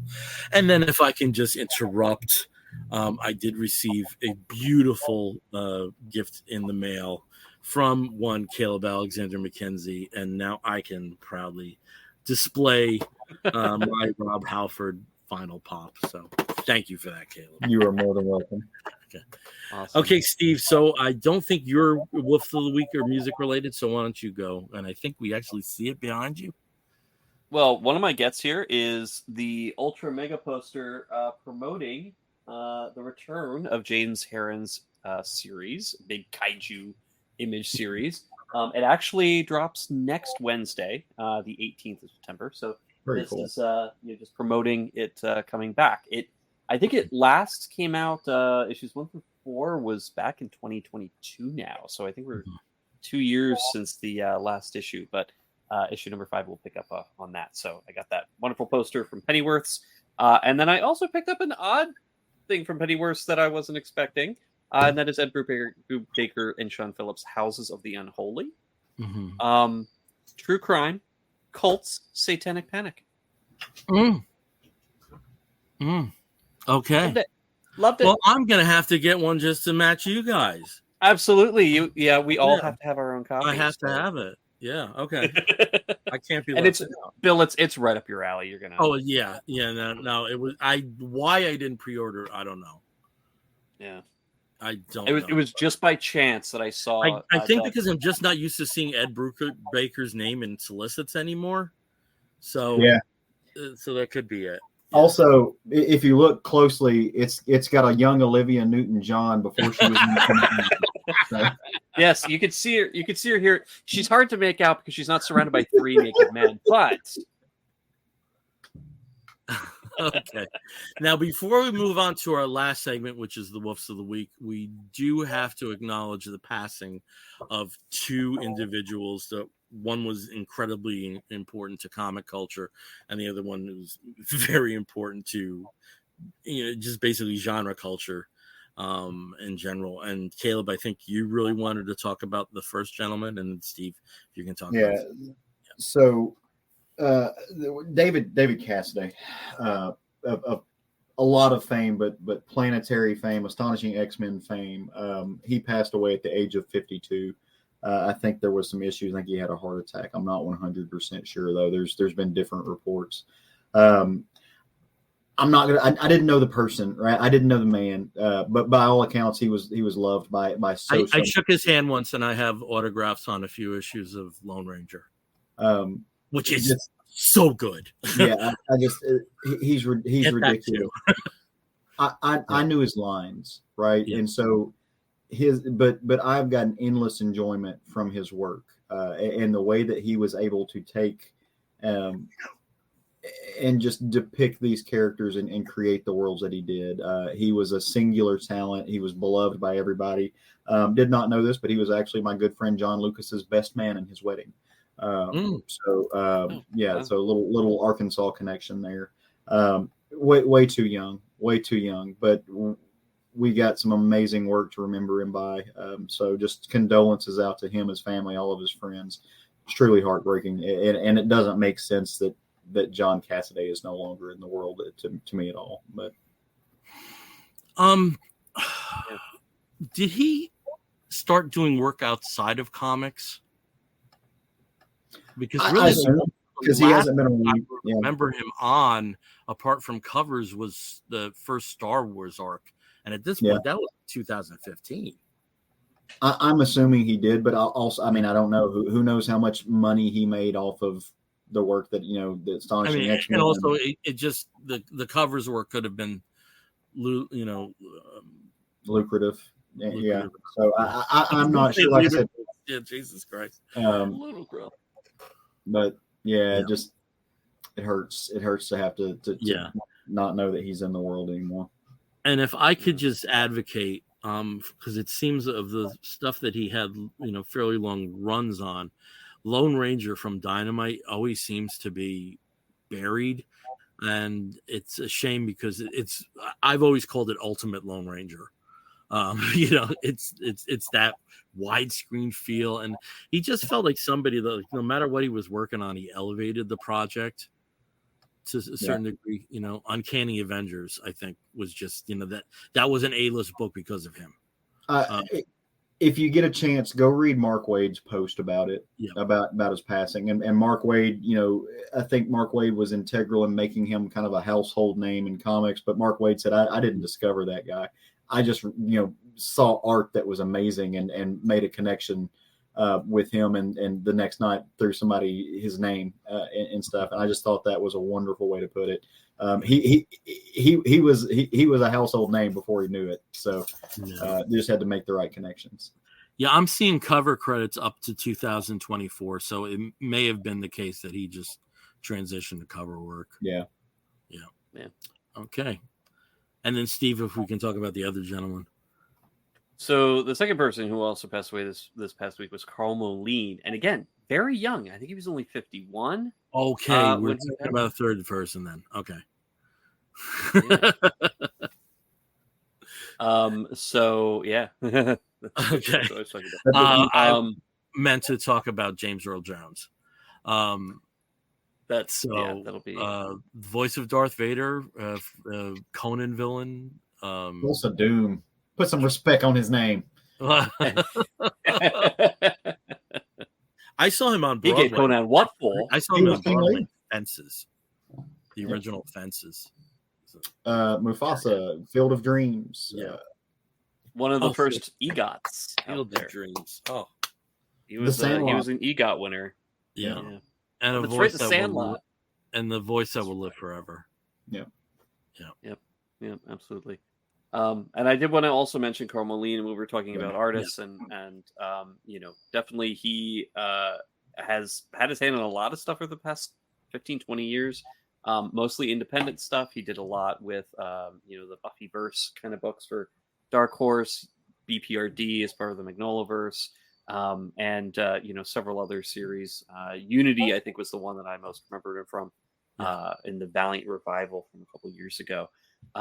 But again, another sudden, unexpected 51 situation. I mean, 51, and he had literally just canceled about a week and a half ago his appearance at another convention. So it was just sort of, out of the blue.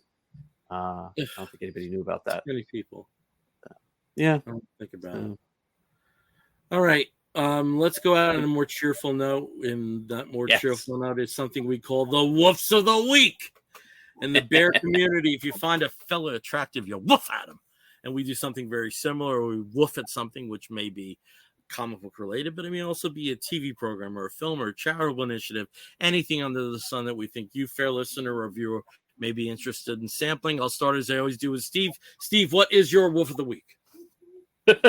Well, this is kind of like, This is a fun woof. It is basically something that I'm going to be recommending once it releases, which will be on the 17th of September. It is going to be out and available. You can rent it or buy it on Apple.com and a couple of other video on demand services out there. And that is the Mike Mignola Drawing Monsters, which is a documentary that was kickstarted a couple of years ago. And was very successful as a Kickstarter, and has been making the rounds at multiple, film festivals over the past couple of years, and finally is getting a full release. So, absolutely have to recommend this, this documentary. Anybody who can go out and catch it, rent it, or buy it, because it is great. And plus, it's fun listening to Mike Mignola, his wife, and everybody else who worked and knew him for years. It's just a lot of fun stories, and he's still pretty cute. So. Okay. Over to Caleb. Caleb, what is your wolf of the week? Well, to follow in the vein of my Geek Get, my wolf of the week is musical in nature. We are spoiled as far as comics go for having crossovers. Things that we love meet each other all the time in that, but that does not happen in the world of music too often. Right now, two of the biggest metal bands on the planet are touring together. I should say two of the biggest metal bands who didn't play at the Olympics are touring together, and that is Mastodon and Lamb of God. I'm a huge fan of Mastodon. If you have ever talked to me about music for more than 5 minutes, Mastodon will come up. I just listen to them constantly. But they did a team up with Lamb of God. They created a song. It's called Floods of Triton, which you can streaming now. It is amazing. It's too often when bands do stuff together that it's not great, right? Like it's it's not the sum of its parts. This is amazing. Like this song is freaking fantastic. I have listened to it just on repeat. I want an album of these guys team up. Randy Blythe sounds incredible over Mastodon's just playing and stuff. There's so much good about this. So go check this out if you're a fan of the metals, and live your best life. Okay, cool. All right, Steve, I have a graphic for mine too. And my wolf of the week is a series I didn't know about. It was filmed in 1969. It aired in 1969 in the UK, and then later in 1971 in the US. And it's a series called Strange Report. Kind of weird comic book connections here. The lead is Sir Anthony Quayle, and let's face it, Bill has a type. And he plays Adam Strange. No real connection, but who is a retired Scotland Yard criminologist who gets called into some of the really strange cases in the UK. And he has a team with him. There's Hamlin Gent, who's played by Kaz Garris. And if you ever saw the first Wonder Woman TV movie in 1974 with Kathy Lee Crosby, he plays Steve Trevor. And his neighbor and effective assistant is Evelyn McLean, played by Anarchy Willis, and she's probably best known as being Polly of Ben and Polly of the companions for the first and second Doctor Who. So some cool connections with stuff that you may have seen. I've watched 3 episodes. I believe there's 16. I think we have access to 15 right now. Something like that, yeah. Yeah, and it's a really interesting show. It was actually, going back to Thunder Agents, it was co-produced by Norman Felton, who was the producer for Man from U.N.C.L.E. Initially, they were going to film half a season in the UK and then half a season in the United States. There's very high production quality for 1969. These are film-level car chases, and they were obviously using like top of the line lenses, because this looks like it was filmed just a few years ago. Really interesting series in terms of a kind of quirky police procedural. That's the best way to put it. So Strange Report, I don't know its availability handily in the US, but if you're in the UK, you might be able to still find this particular edition in a 5-disc set. And as I said with Sir Anthony Quayle, Bill has the type. So Cool. All right. I guess we're wrapping this up. Thank you for joining us. It was a little different tonight, talking about books from the past. Next time around, we'll be back to the current day, I'm sure. But again, we are the Comic Book Bears podcast. You can find us on the Facebook as Comic Book Bears podcast. You can find us on the other social media platforms as Comic Book Bears. If you want to listen to us, you can do so through Apple Podcasts, through YouTube Podcasts, Spotify, and many of the other podcasting platforms. And if you want to write to us, please do so by sending an email to comicbookbears@gmail.com. If you're going to Baltimore Comic-Con, both Steve and I will be around, so please say hi to us. While Caleb frowns, and he knows this is a temporary situation, and he'll be there at some point. So stop being all mopey. You got a life. You have a life. So on that quirky note, quirky's come up a lot tonight. It has. And again, I'm Bill Zanowitz. I'm Steve Morey. I'm Caleb Alexander McKenzie. If you're listening to the audio version, you're going to hear Wolf and Explosion. We'll be back in 2 weeks or so. Take care, everyone. Wolf.